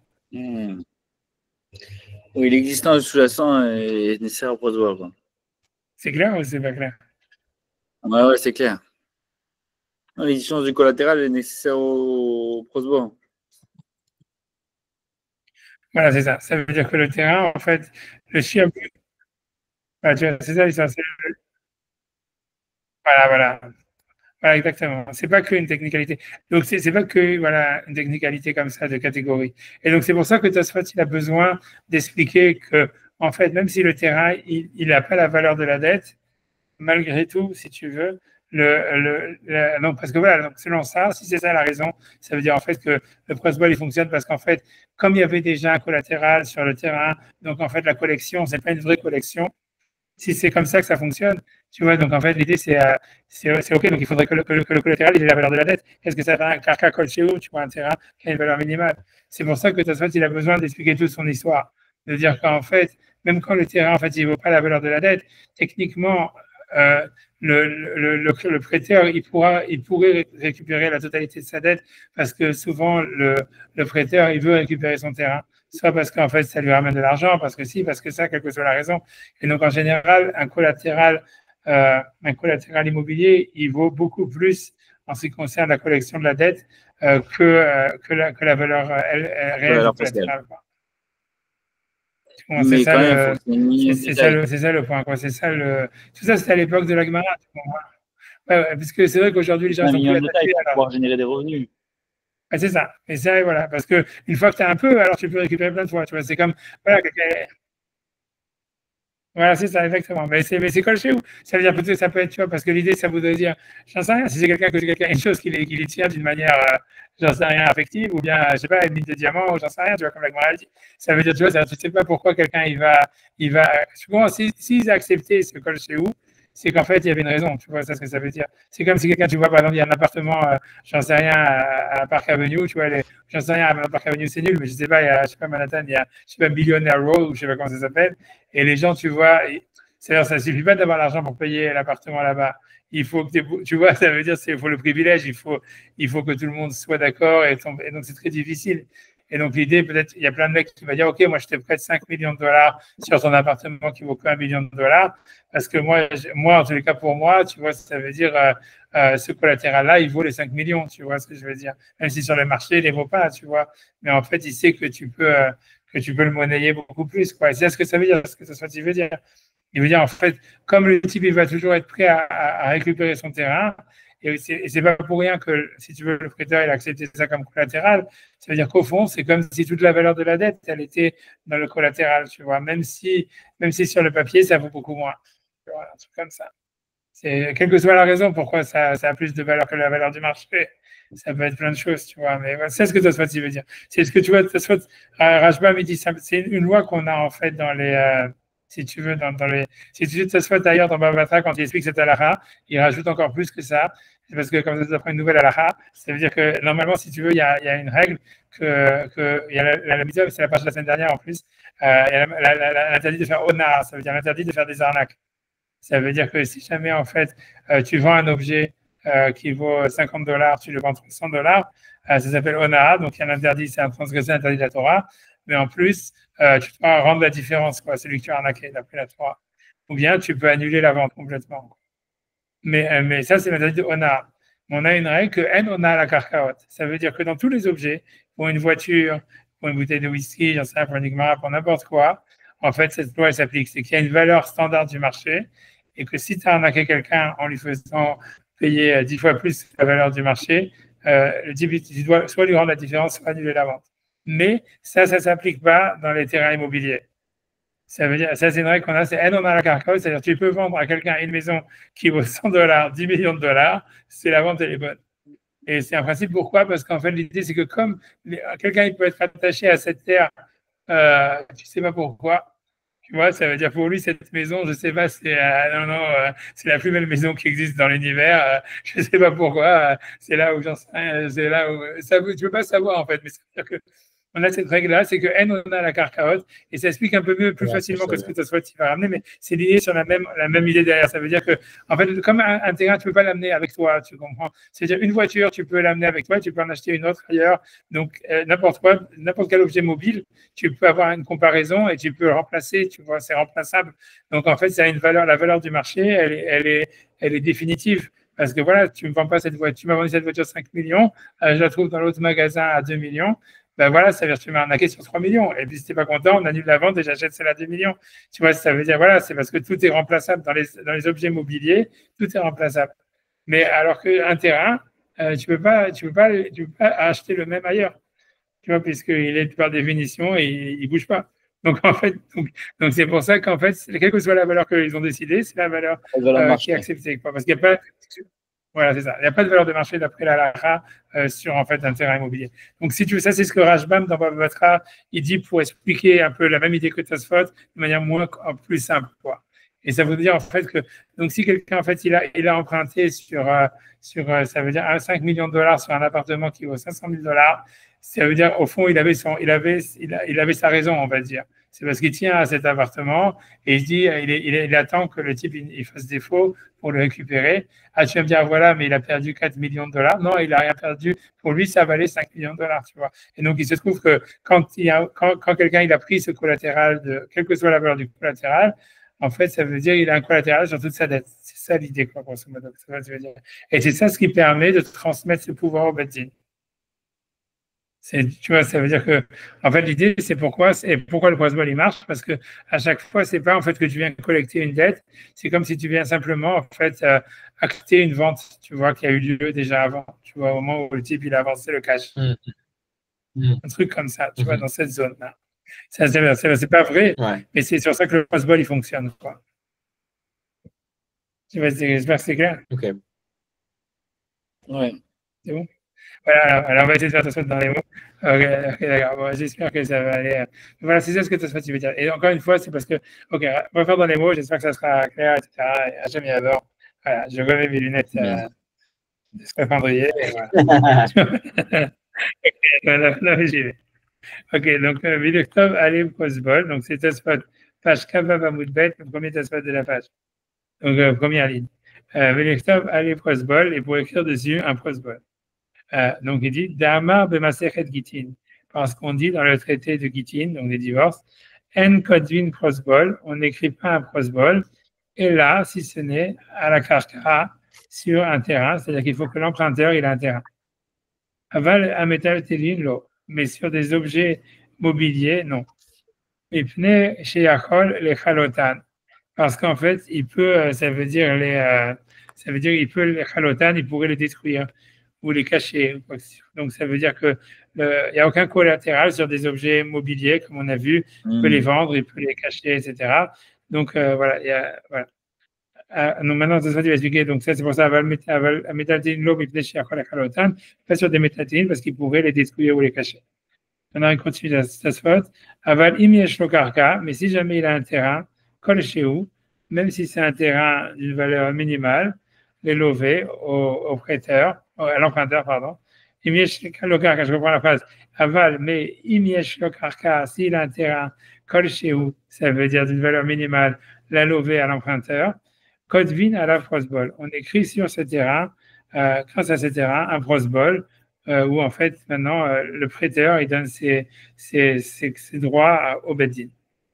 Donc, Af Mechov Gadol, Af même, Mechov Gadol, sur une grande dette qui a beaucoup plus que la valeur du terrain. Veshuv lo tishmete no shviit, Veshuv, ça veut dire à nouveau, grâce à ce prosbol, lo tishmete nu, donc il n'y aura pas la shmita, shviit, de la 7e année. Ok, ouais. Maintenant, ça se dit Vechi en lo karka, mais si jamais il n'a pas de terrain, En Kodvin à la Frostball, on n'écrit pas sur cette dette un Frostball, un Kodvin à la, pardon, tout gros, marqué Frostball, un Kodvin à la, on n'écrit pas dessus, c'est entendu un Frostball. Pourquoi? Mishum milta de l'oshriach, parce que c'est Mishum, parce que milta, une chose, de l'oshriach qui n'est pas fréquente. Chez Malvin Adam, que l'on prête les Adam à un homme, chez Malvin qu'on prête les Adam à un homme, chez un lokarka qui n'a pas de terrain. Ou milita de l'oshriach, et quelque chose, milita de l'oshriach, une chose de l'oshriach qui n'est pas fréquente, lo avde rabanan takanta, lo avde, ils n'ont pas fait, lo avdu, ils n'ont pas fait, rabanan takanta, un décret, ou un décret sur quelque chose qui n'est pas fréquent. Donc tout ça, c'est ce que Rashi avait voulu dire. Ça, c'est l'explication de Rashi, que c'est simplement une technicalité, que les Hachamim, ils n'ont pas fait un décret sur quelqu'un qui est sur un prêt où il n'y a pas de collatéral immobilier, parce que c'est des cas non fréquents, et les sages n'ont pas fait un décret qui s'adresserait à des cas non fréquents. Donc tout ça, pour l'instant, c'est qu'une répétition de ce qu'on avait vu dans Rashi. D'accord?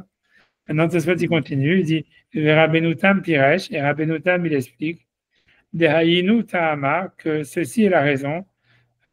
Chez Kodvin Prosbol, on écrit un Prosbol à la karka, sur un terrain. Mishum, donc même si quelqu'un colle chez vous, même si c'est un terrain qui vaut pas grand-chose. Mishum, parce que des raouilles ligvot, des raouilles, c'est parce que ça serait possible de, raouilles, ça serait apte de, ligvot, ça veut dire de collecter, je sais pas comment dire en français, de tirer, de collecter, de récupérer, chovo, sa dette. Donc voilà.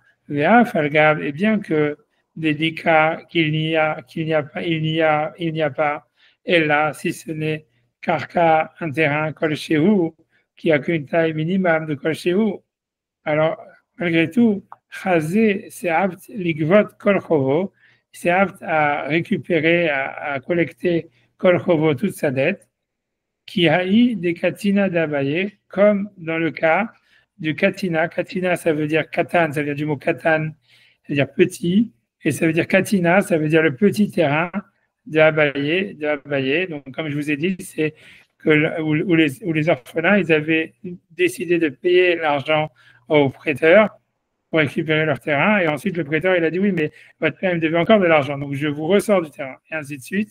Et finalement, à cause de ça, les orphelins, ils ont été obligés de payer toute la dette de leurs parents pour récupérer le petit terrain qu'ils voulaient. Qui a eu des katina d'Abaye, parce que comme ce petit terrain d'Abaye, Iktuvot, qui est mentionné dans le traité de Ktuvot, et puis avec Misha Yanasoui dans le chapitre de celui qui était marié, des gabés, où on voit que le prêteur, il a collecté, Véhadar Gabé, il a recollecté, et ainsi de suite, jusqu'à ce qu'il a, à la fin, pu, si tu veux, recollecter toute sa dette. Voilà. Donc, ça, on a fini. J'espère que c'est clair. C'est clair. J'espère que c'était clair. C'est clair. Bien écrit. Donc, voilà. Encore une fois, ce que je vous dis, ce qu'il faut dire en Tosfot, c'est que pour Tosfot, c'est parce qu'il pourrait collecter cette dette que le Prosbol fonctionne. Alors que selon Rachis, c'est pas la peine, c'est juste un décret d'ordre rabbinique. Les Chachamim, ils peuvent faire un décret de dire que même si la Torah elle a dit qu'au bout de 7 ans, la Shemitah, elle annule la dette, comme on a cette règle que Hefker, Bedin, Hefker, ça veut dire que le Bedin, il peut d'une manière arbitraire décider que cet argent, il a quelqu'un d'autre. Donc, ils peuvent dire, OK, c'est vrai que la Torah, elle a dit que les dettes, elles sont annulées au bout de 7 ans. Nous, on voit que pour le business, c'est très mauvais. Donc, la Torah nous a donné la force de arbitrairement changer les lois du business. Donc, nous, on décide, en tant qu'Efker Bedin, qu'avec un prosbol, on peut collecter la dette. Mais maintenant, quand ils ont fait cette loi, ils ont dit, OK, il faut que ça soit un cas fréquent, donc on le fait que si jamais le prêteur, il a un terrain, quelle que soit la taille du terrain. Ça, c'est raché. Selon Tosfot, en fait, le prosbol, il n'est pas arbitraire, il n'a pas été inventé par les Chachamim d'une manière arbitraire en se basant sur le droit que la Torah leur donnait de Efker Bedin Efker. C'est plus que ça, c'est qu'en fait, ils ont dit, voilà, s'il y a un collatéral, donc ça veut dire que la collection de la dette, c'est qu'une technicalité. C'est pas vraiment que tu vas prendre une dette de quelqu'un, c'est tu vas simplement récupérer quelque chose sur lequel tu avais déjà un droit, quoi. Et donc ça, la Torah, peut-être qu'elle n'a pas interdit, on va dire. Ça veut dire que ça, on peut dire que la Torah n'a pas interdit, et donc c'est pour ça qu'on fait le prosbol, pour arrêter ça, dire que voilà, maintenant, en fait, tu ne vas pas collecter vraiment une dette, ce qui est interdit pendant la Shemitah, tu viens simplement récupérer un terrain sur lequel tu avais mis une préemption en avançant l'argent. Et donc, c'est pour ça que Tosfot, il a besoin de le dire. Et ça marche même sur une dette qui vaut beaucoup plus que la valeur du terrain, parce que avec le terrain, en fait, si le prêteur voulait le récupérer, il devrait à chaque fois, si tu veux, repayer pour le récupérer, ou bien un peu dans la même ordre comme il a dit Rajbam, parce que les terrains, en fait, ils ont la valeur qu'on leur donne. Et si jamais le prêteur, il a décidé d'avancer 5 millions sur cet appartement, même s'il n'en vaut pas 5 millions sur le marché, c'est parce que pour lui, il vaut 5 millions et il est prêt, pour une raison ou pour une autre, à appeler ça, ça veut dire voilà, à prendre ça pour, tu vois, comme collatéral sur sa dette. C'est comme ça. Voilà, j'espère que c'est clair. Voilà, j'espère que ça a marché. Ça veut dire. Ouais, ça a marché. Je suis content d'avoir pu. Très bien, merci beaucoup. Ok, super. Allez, voilà, je vous laisse tranquille. Allez, alors, à mardi pour le contrôleur Rambam. Mardi alors.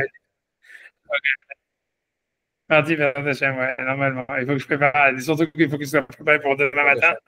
Parce que voilà, demain matin, je faisais la première version. Ah ouais. Je crois que j'ai parlé en fait sur. Mais je sais pas, ouais, j'ai un sujet, mais je me dis, c'est parce que je pense que j'ai parlé sur la valeur, comment est-ce que le mariage non-juif, il fonctionne. Quelle est la valeur halachique d'un mariage non-juif ou d'un mariage civil? Je pense que ça, c'est un sujet, parce que c'est lié aux lois qu'on apprend du passé ou que dans les fatwas, on peut avoir des relations, même si la femme, elle est mariée, tu vois. Et le Rambam, il dit oui, parce que le mariage des non-juifs, ça n'a pas de valeur. Et en fait, l'idée, c'est de dire, si c'est vrai, alors pourquoi est-ce que le passouk, il a besoin de le dire, tu vois? Et donc, il y a plein de contradictions là-dedans. Voilà, je me dis, on va rentrer là-dedans. Mais c'est là, voilà. Je pense que ça, il y avait un sujet, justement, sur un rachis faire de mon côté. Ouais, le parachat de la semaine dernière, il y avait ce sujet-là.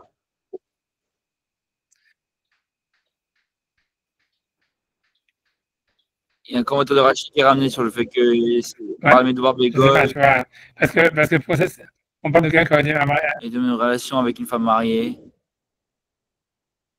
Vous avez un commentaire de Rachid, c'est possible. C'est possible, ça il faut regarder. Si tu retrouves, il disait comme ça, c'est la relation d'un juif avec une goya n'était pas marié, n'était pas un problème. Je vais regarder. Une goya qui était marié, ouais. Ah ouais, c'est pas évident. Ça veut dire, Maïmonide, il s'en pensait comme ça. Mais il y a plein de questions sur ça. Et, tu vois, la question, c'est de savoir comment ça fonctionne, quoi. On va regarder. Voilà, sur Lag Baomer, vous avez discuté avec Lag Baomer avec Bar Korba et tout, ou pas du tout? Avec l'encre dans le contexte historique ou pas du tout? Je sais pas, comme je t'ai dit, dans l'Agmara, il ne parle pas de ça. Dans l'Agmara, il ne parle pas de ça. Est-ce qu'ils n'ont pas voulu le dire? Est-ce que le truc, je ne sais pas, tu vois. Mais je sais pas. Je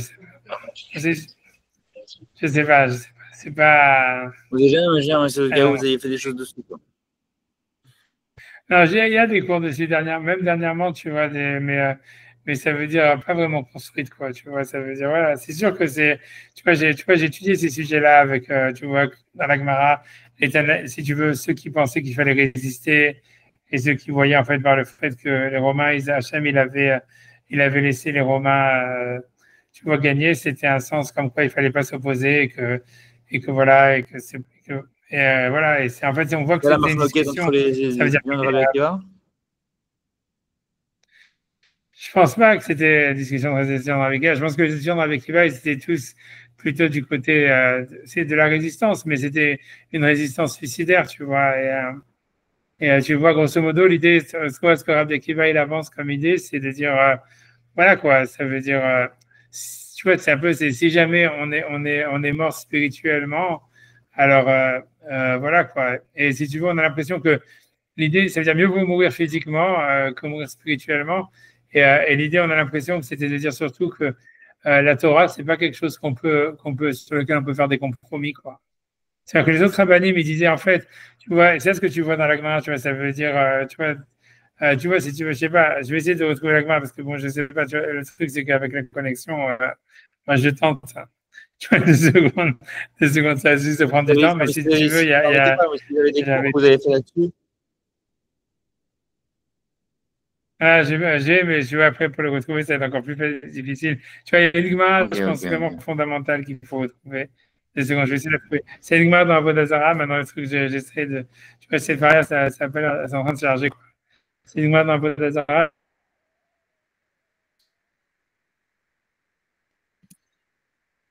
je peux pas te dire, je pense que c'est une Avodah Des secondes,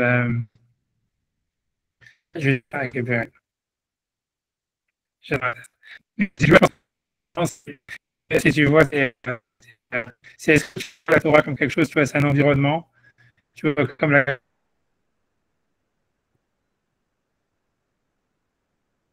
on va faire des poissons. On ne peut pas sortir de l'eau, c'est-à-dire si on sort de l'eau, on va mourir, c'est sûr. Et donc, en fait, on ne peut pas faire des compromis sur notre environnement, sur la Torah. Et les autres qui disent,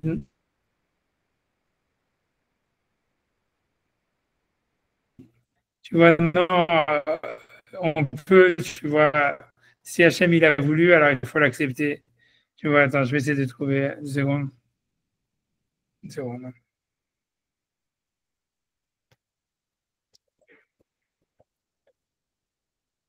Ouais, Rabbi Shimon Bar Yochai, ce serait ça, les compromis? Rien à voir.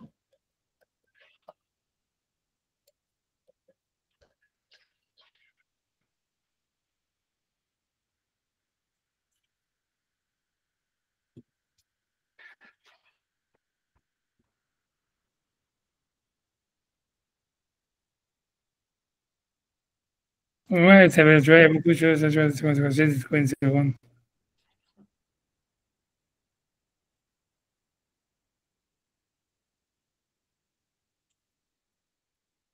Non,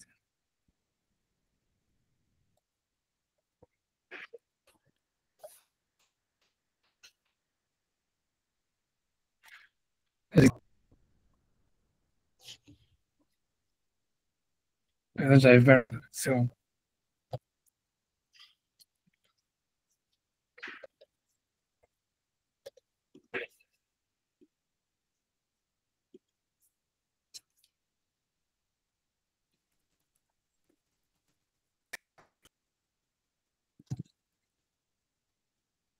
C'est bon.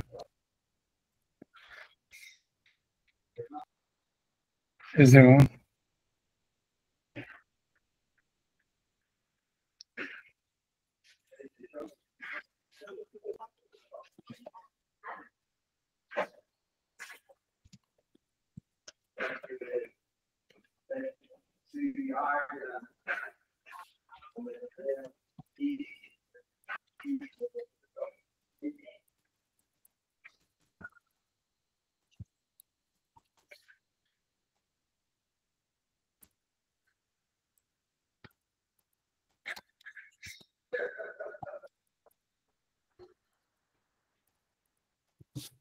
Voilà, une seconde, une seconde.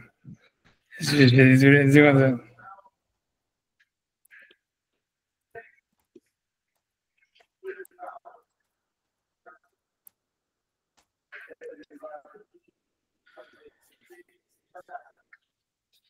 Une seconde.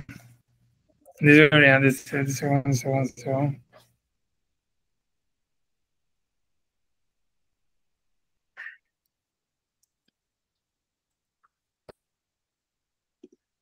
Dernière tentative.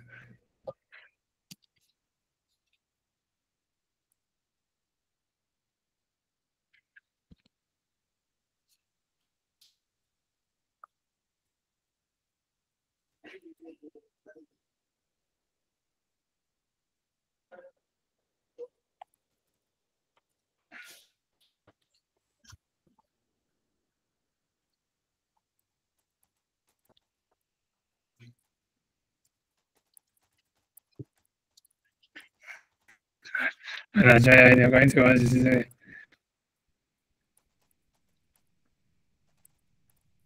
Ouais, c'est quand on vote à 18. Ah, deux secondes.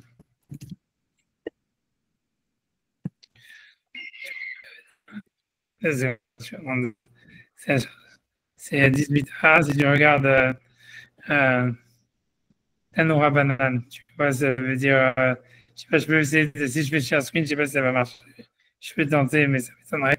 Si tu vois, c'est 18A dans le paragraphe 6. Non, c'est pas rien. Alors, je vais essayer d'envoyer le link.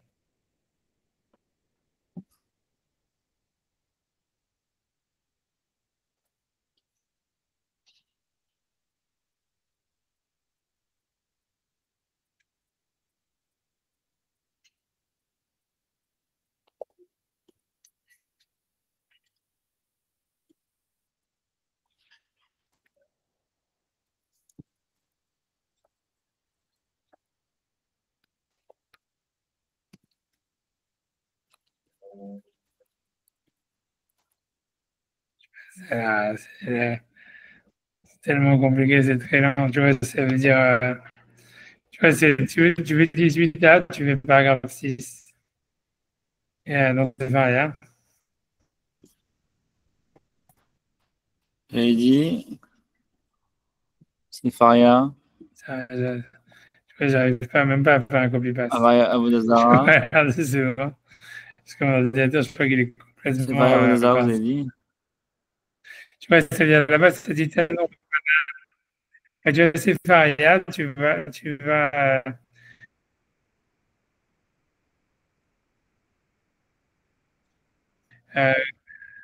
Avodazara 18A, paragraphe 6. Ouais, paragraphe 6. J'arrive pas à faire le copy-paste. Je vais. Ok. Noura Banan qui chez Khala Rabi aussi, ça.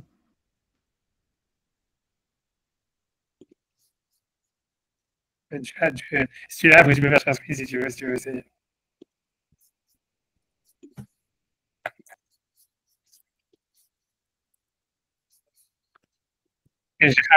Voilà, c'est Tanoura Banane. Je vais vous aider à traduire. Bien qu'à traduction en anglais, je dis Tanoura Banane, on m'a des enseigné que Shekhala Rabbi Yossi Ben Kisma. Ça veut dire quand Rabbi Yossi Ben Kisma. Donc, a priori, c'était un des grands Tanaïm qui avait à l'époque, tu vois, ça veut dire de Rabbi Akiva, toute cette période. Donc, il est tombé malade. Alors, Rabbi Hanania, Hanina Ben Teradion et Vakro. Rabbi Hanania Ben Teradion, il est venu le visiter puisqu'il était malade. Et à mon avis, il était plus âgé, ou tu vois. En tout cas, à Marlo, donc Rabbi Yossi Ben Kisma, il a dit à Rabbi Hanania Ben Teradion, il lui a dit Hanina Achi, ça veut dire Hanina mon fils, mon frère. Iata Yodea, est-ce que tu ne sais pas, tu t'es pas rendu compte chez Umazo, ça veut dire que les Romains, que ce peuple-là, tu vois qu'a priori, c'est les Romains, tu vois, ça veut dire Menachama et Mimilikoa. C'est un Kadosh Baruch Hu qui a fait qu'ils ont pris le pouvoir et que c'est Hachem qui les a fait gagner. Chez Riva et Beto, puisqu'on voit qu'elle a détruit le Beth Amikdash, elle a détruit la maison d'Hachem, mais Sarfa et Techalo, ils ont brûlé le sanctuaire d'Hachem, Verga et Chassidav, et ils ont tué la plupart des Chassidim, des Rabbanim qui avaient, Veibda et Tovav, ils ont tué les meilleurs juifs, et malgré tout, ils ont encore le pouvoir. Donc, tu vois bien que c'est Akadosh Baruch Hu qui veut ça. Et donc, dans le sens, ça veut dire, une fois que tu as vu ça, il faut pas, c'est ça la volonté d'Hachem, donc en fait, il faut l'accepter. Et maintenant, tu vois, ça veut dire qu'il ne faut pas essayer de, si tu veux, voilà, d'aller contre eux, tu vois, il faut essayer de travailler avec eux. C'est ce que lui dit, tu vois. Et lui continue en lui disant, Vani Shamati Alecha, et j'ai entendu sur toi, Shata Yoshev Osek Batorah, que toi tu t'assois et tu étudies la Torah, ou Makil Kilot Barabim, et que tu fais des grands attroupements publics. Sefer Torah, Sefer Monach Lecha Bechekecha. Et le Sefer Torah, tu le fais l'attroupement public et tu enseignes la Torah, etc. Et avec le Sefer Torah qui est dans tes mains.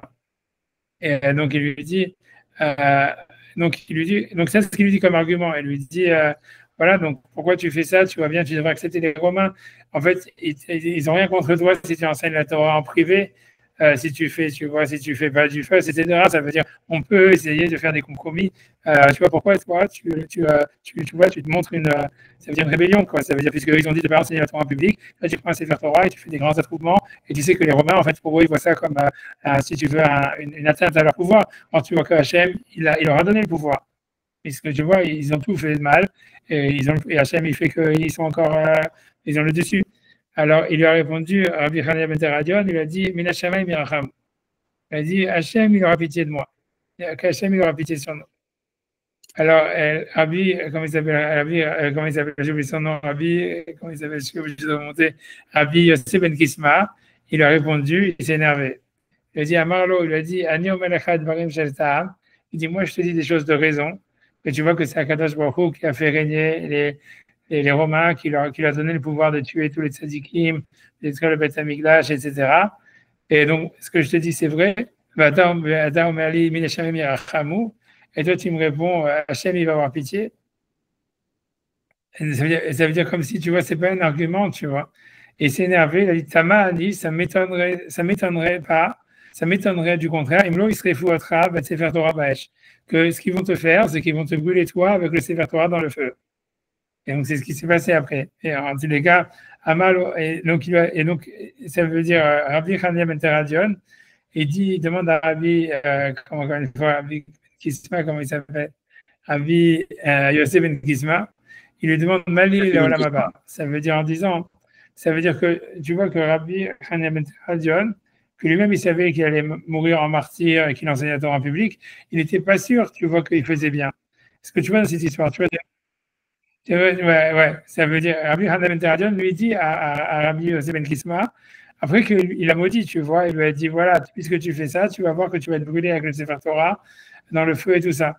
Et tu vois, et si tu veux, comme Rabbi Chania Ben Teradion, il accepte la malédiction, il accepte le décret, mais il lui demande, Mali le Chaya Olam Haba. Ça veut dire, grosso modo, est-ce que ça veut dire, puisque toi tu penses, grosso modo, que moi je vais être responsable au moins de sa propre mort, mais en fait de la mort de plein de juifs, tu vois, qui ont suivi et qui se sont opposés aux Romains, donc il lui demande est-ce qu'il pense qu'il ne va pas avoir de Chaya Olam Haba.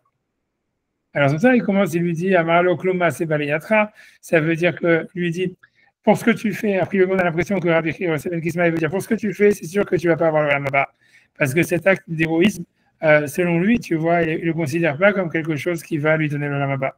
Mais lui dit, à part ça, t'es un tzaddik, tu vois, ça veut dire. Il lui dit, voilà, il lui dit, est-ce que tu as fait des mitzvot? Il dit, oui, Amalo Mot, Shel Purim, Yitral Fuli, Bemot Shel Zdaka, Behilaktim Lanim. Ça veut dire qu'une fois, il avait mélangé en tant que Gabbai Tzedaka l'argent de Purim avec l'argent de la Tzedaka normale, et il ne savait plus combien il y avait dans la Tzedaka normale et combien il y avait de l'argent de Purim. Donc lui, il a payé de son côté l'argent de la Tzedaka, tu vois, pour que, maximum, pour qu'en fait, il n'y ait pas de perte à personne.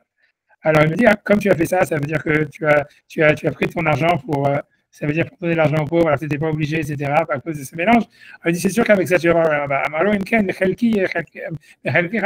dit, j'aimerais bien, moi, avoir le même Olam Haba que toi, ou mes Goralcha et Gorali, et que je fasse partie de ta, si tu vois, que j'ai le même Goral, que je fasse partie de la même partie du Olam Haba que toi, quoi. En disant, voilà, comme il avait été un tzaddik, il avait donné, tu vois, il avait sauvé de l'argent des pauvres, il lui dit, voilà, que grâce à ça, voilà. Moi, après, on te dit, tu vois, à Amrou, ils ont dit, Loal Yamim Moatim, il n'y a pas beaucoup de temps qui s'est passé, Haché Niftar, Rabbi Yosef Ben Kisma. Donc, après peu de temps, parce que Rabbi Yosef Ben Kisma, il était malade, donc lui, il est mort. Et donc, tous les Romains, puisque lui, Rabbi Yosef Ben Kisma, c'était le rabbin qui, tu vois, qui collaborait avec les Romains, si on peut dire ça. Donc, à son enterrement, il y a eu un enterrement en grande pompe, tu vois, à Valcourt, Kol Gedolé Romi, les Kovro, Vespidou, Esped Gadol. Donc, ça veut dire tous les grands de Rome, ils sont venus à son enterrement, ils ont fait des grands éloges mortuaires. Et dans le retour de l'enterrement qui avait été fait en grande pompe avec tous les officiers romains, etc., ils ont trouvé Rabbi Chania Ben Teradion qui enseignait la Torah en public avec le Sefer Torah qui était dans ses bras. Et Viou, donc ils l'ont pris, ils étaient énervés de ça, parce que lui, il transgressait le décret des Romains, et ils l'ont avec Karoub et Sefer Torah, et donc ils ont pris Rabbi Chania Ben Teradion, ils l'ont entouré, ils l'ont attaché avec le Sefer Torah, ils ont entouré le Sefer Torah autour de lui, quoi, avec Ifou, avec Rabbi Zemorot, voilà, et ils l'ont ensuite attaché avec des trucs de vie, avec Titouban et Taou, et donc ils l'ont fait brûler, les vieux Svogin, Shel Semer, et ils l'ont mis dedans, autour de lui, des éponges avec de l'eau, ils ont mis sur son cœur pour qu'il souffre le plus possible et qu'il ait la mort la plus lente avec le plus de torture possible. Ça veut dire pour qu'il meure lentement, quoi. pour pas que ça n'échappe rapidement. Amroulo Bito Abba Recha Bekar. Donc sa fille, elle a dit, quoi, je dois te voir comme ça.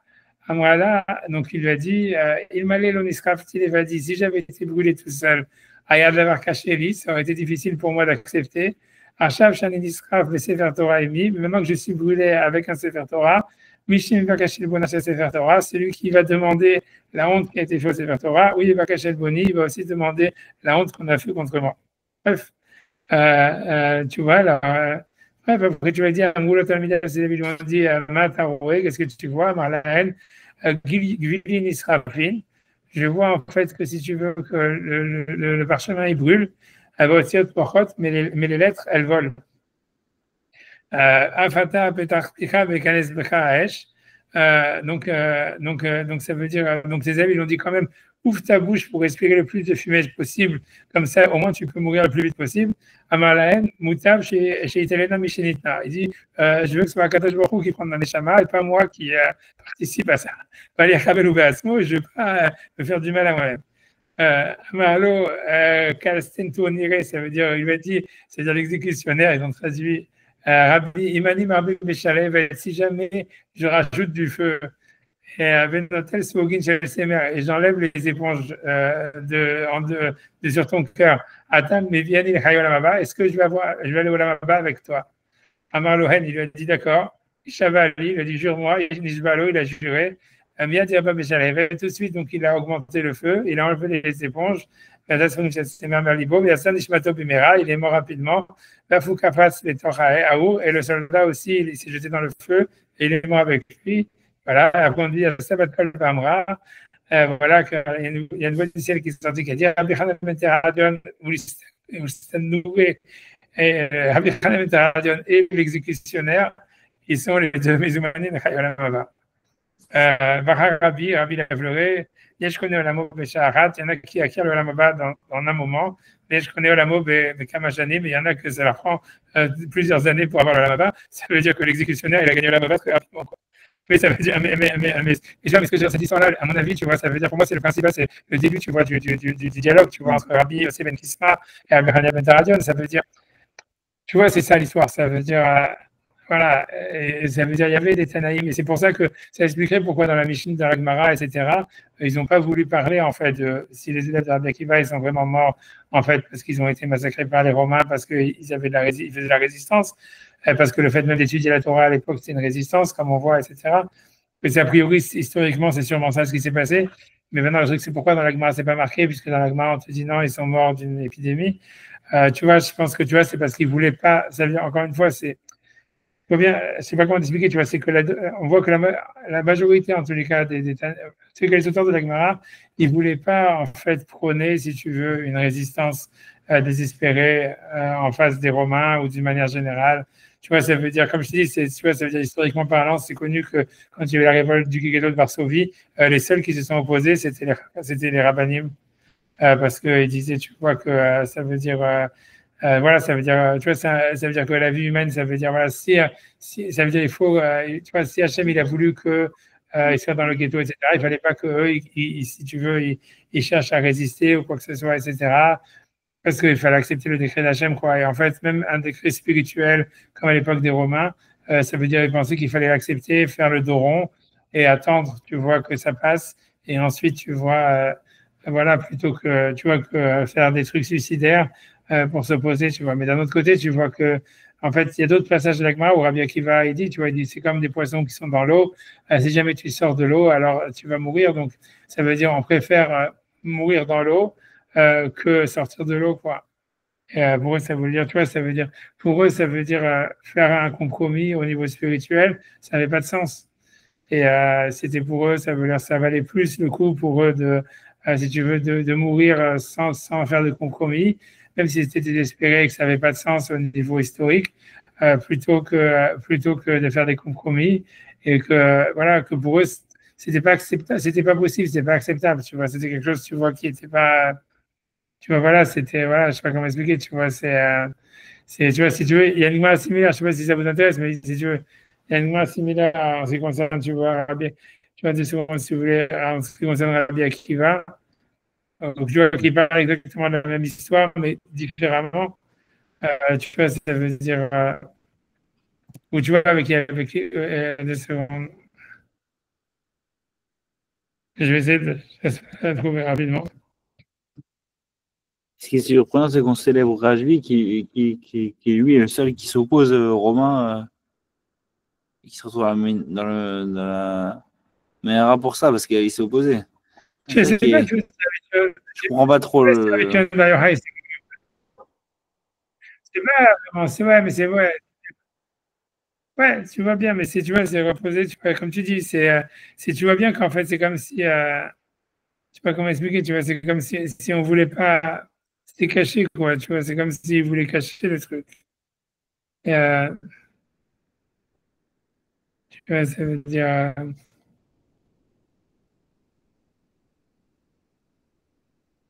c'est le seul qui s'oppose tu vois, dans ici, l'officier romain. là, que c'est pour ça que moi, je te dis que,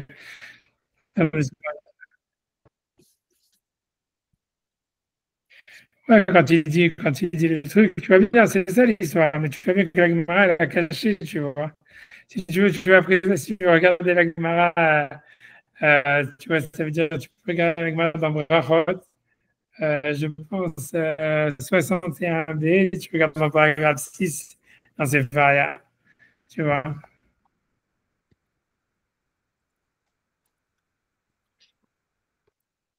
Tu vois, après ça, je vais te mettre au tu vois, ça veut dire. Bref, paragraphe 6. Ouais. Est-ce qu'il serait Torah? Tu vois, alors j'y vais, tu vois, la Gemara dit là-bas.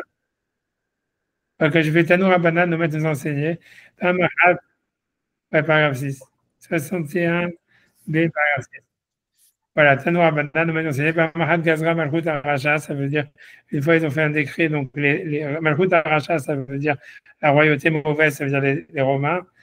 Shelo Yasku Israël Batora, que les Juifs, ils ne pouvaient pas étudier la Torah. Papous Ben Yehuda, il est venu Papous Ben Yehuda, que selon la tradition du Talmud, Papous Ben Yehuda, c'est le père de Jésus.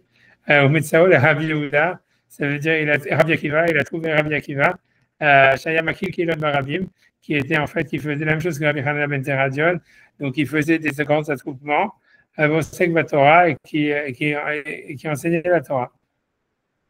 Amarlo, il lui a dit Akiva, il a dit Akiva, est-ce que tu n'as pas peur des Romains, quoi, du gouvernement romain qui vont, qui va, tu vois, te tuer ou des choses comme ça. Amarlo, je vais te donner un machal, un exemple. Les mal d'avoir domé, à quoi la chose elle ressemble. Les choual, shaya, me'aleh, hagavé, anahar, ça ressemble à un renard qui marchait sur les rives d'un fleuve. Dagim, Shayum, Itkabsim, Imakom, et Makom, et il voit des poissons qui s'attroupent d'endroit en endroit, comme tu vois ceux qui étudient la Torah, qui se rassemblent pour étudier la Torah.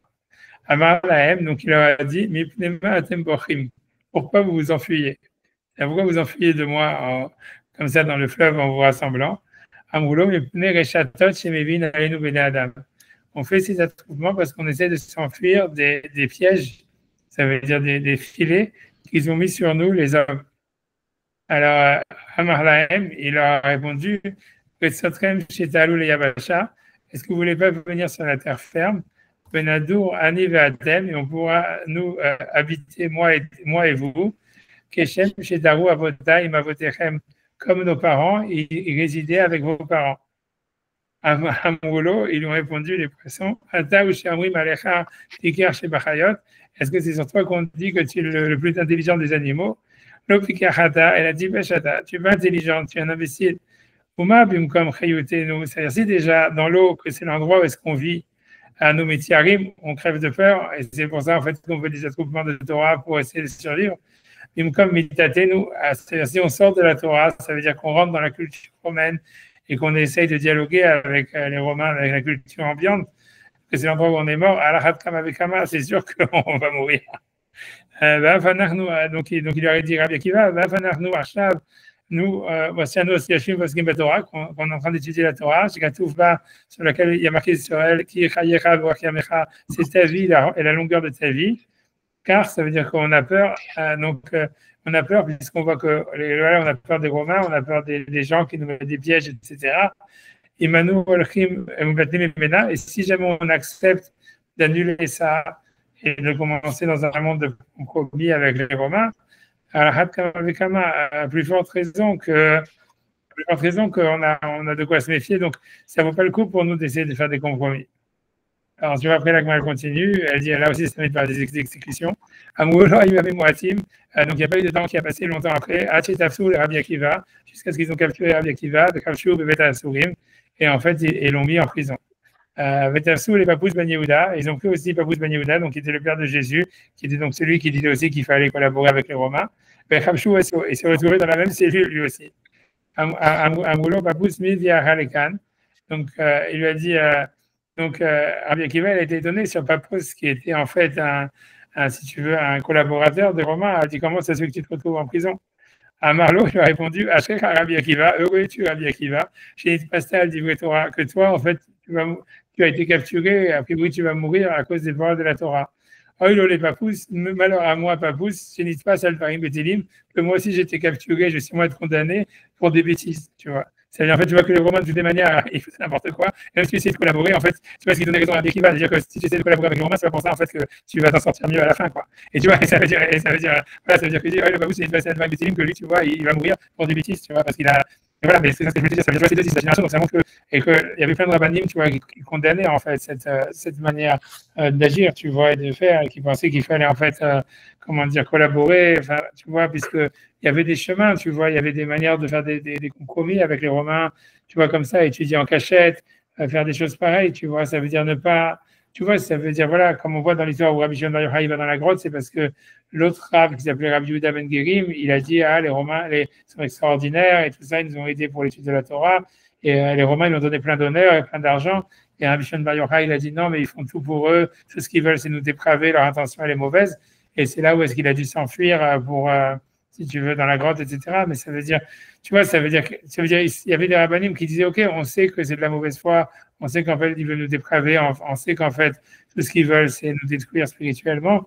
Mais en fait, tu vois, il n'y a pas lieu de s'opposer d'une manière frontale parce que ça va amener que de la mort, etc. Donc, c'est Hachem qui a voulu, tu vois, comme il dit Rabbi Yossi Ben Kisma, c'est Hachem qui leur a donné le pouvoir, c'est Hachem qui a fait qu'ils ont tué tous les tzadikim, c'est Hachem qui a fait qu'ils ont détruit le Beth Amikdash, et tu vois qu'ils sont encore là. Donc, en fait, s'ils sont encore là, c'est qu'on doit dealer avec eux, tu vois. C'était ça le raisonnement, quoi. Je voudrais te dire, voilà, c'est pas évident, tu vois. La position du Talmud et tout ça là-dedans, elle n'est pas claire. Et je pense que c'est pour ça qu'ils n'ont pas voulu dire que les élèves de Rabbi Akiva, ils avaient été morts parce qu'ils s'étaient révoltés contre les Romains, tu vois. Alors que c'est possible que c'était ça la vérité, quoi. Je sais pas. Ok. Le lien avec Rabbi Shimon Bar Yochai, ça. Non, mais le fait qu'après on le lit avec Shimon Bar Yochai, ça semble être dire que la révolte, elle est. Ouais, voilà, tu vois, c'est.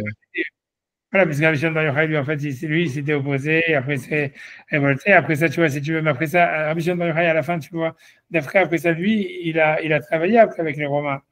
Tu vois, ça veut dire, à la fin, il est devenu le chef de la sécurité à son fils. Il est devenu le chef de la sécurité, si tu veux, du gouvernement romain, quoi. C'est ça ce qui est super étonnant. C'est pas étonnant, mais ça veut dire, si tu veux, Rabbi Shimon Bar Yochai, c'est l'exemple de quelqu'un, tu vois, qui s'est opposé, mais qui, à la fin, tu vois, finalement, je ne sais pas, pour des raisons inconnues de nous, tu vois, ça veut dire, les Romains, tu vois, ils l'ont pas tué ni rien. Et au contraire, à la fin, tu vois, dans Baba Metzia, on voit que son fils, Rabbi Zabab Shimon, ça devient celui qui est préposé par les Romains pour garantir la sécurité et la justice parmi les Juifs en Israël, quoi. Et tu vois, donc c'est lui qui fait régner les lois de la Torah, etc. Ça veut dire sous l'égide du gouvernement romain, quoi.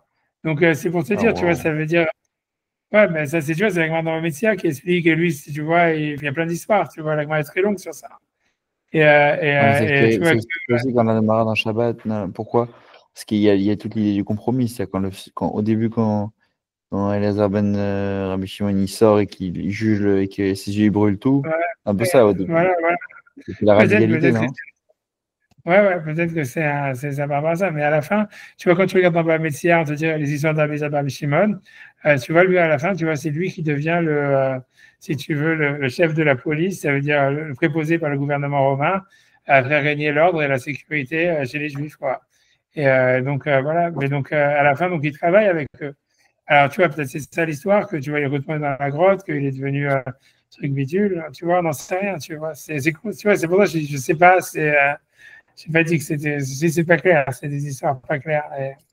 C'est pas, tu vois, c'est pas clair, même d'une manière générale, c'est comment tu dois dealer avec la société ambiante. C'est pas bien, c'est ça, aujourd'hui, c'est la même chose. Les Américains ou ce que tu veux, c'est la même chose que les Romains, tu vois. En fait, tout ce qu'ils veulent, c'est nous détruire spirituellement, c'est ça le truc. Et c'est ça tout ce qu'ils font. Ils disent, après, ça, évidemment, on donne de l'argent à la Torah, on fait ci, on fait ça, on aide pour les chiffres. Tu vois, ça veut dire, mais tout ça, c'est de la mauvaise foi. Tout ce qu'ils veulent, c'est, tu vois, c'est détruire. La même chose quand ils aident Israël, en fait, c'est parce qu'ils veulent que les Arabes tuent les Juifs, c'est tout, tu vois. Donc, ils leur donnent plein d'argent et tout ça pour les exciter en disant, voilà, c'est pas nous, c'est les Juifs, tu vois, et taper leur dessus. Leur but, c'est que tu vois que tous les Juifs soient tués et qu'après, ils viennent récupérer le truc après, tu vois. Mais ça veut dire, c'est pas qu'ils aiment les Juifs, tu vois, c'est en fait, c'est qu'ils veulent ils veulent simplement que les Juifs et les Arabes, ils s'entretuent. Ils veulent simplement que les Arabes d'abord ils tuent les Juifs et ils veulent aussi que, sur le coup, il y ait le plus d'Arabes qui meurent aussi sur le coup, tu vois, mais en fait, tu vois, ils ont pas de. Enfin, bref, tu vois. Mais ce que je veux, c'est la même chose. C'est comment tu deals avec ça, tu vois. Est-ce que tu fais partie de l'hypocrisie, tout ça? Attends une seconde, parce que je suis obligé, parce que c'est ma fille qui m'appelle. Enfin, je vais arrêter ici. Je vais arrêter ici. Merci beaucoup, c'était très intéressant. Photo, merci Rav. Bye, merci Rav. Bye Valentin, on se parle. Bye Sacha, bye.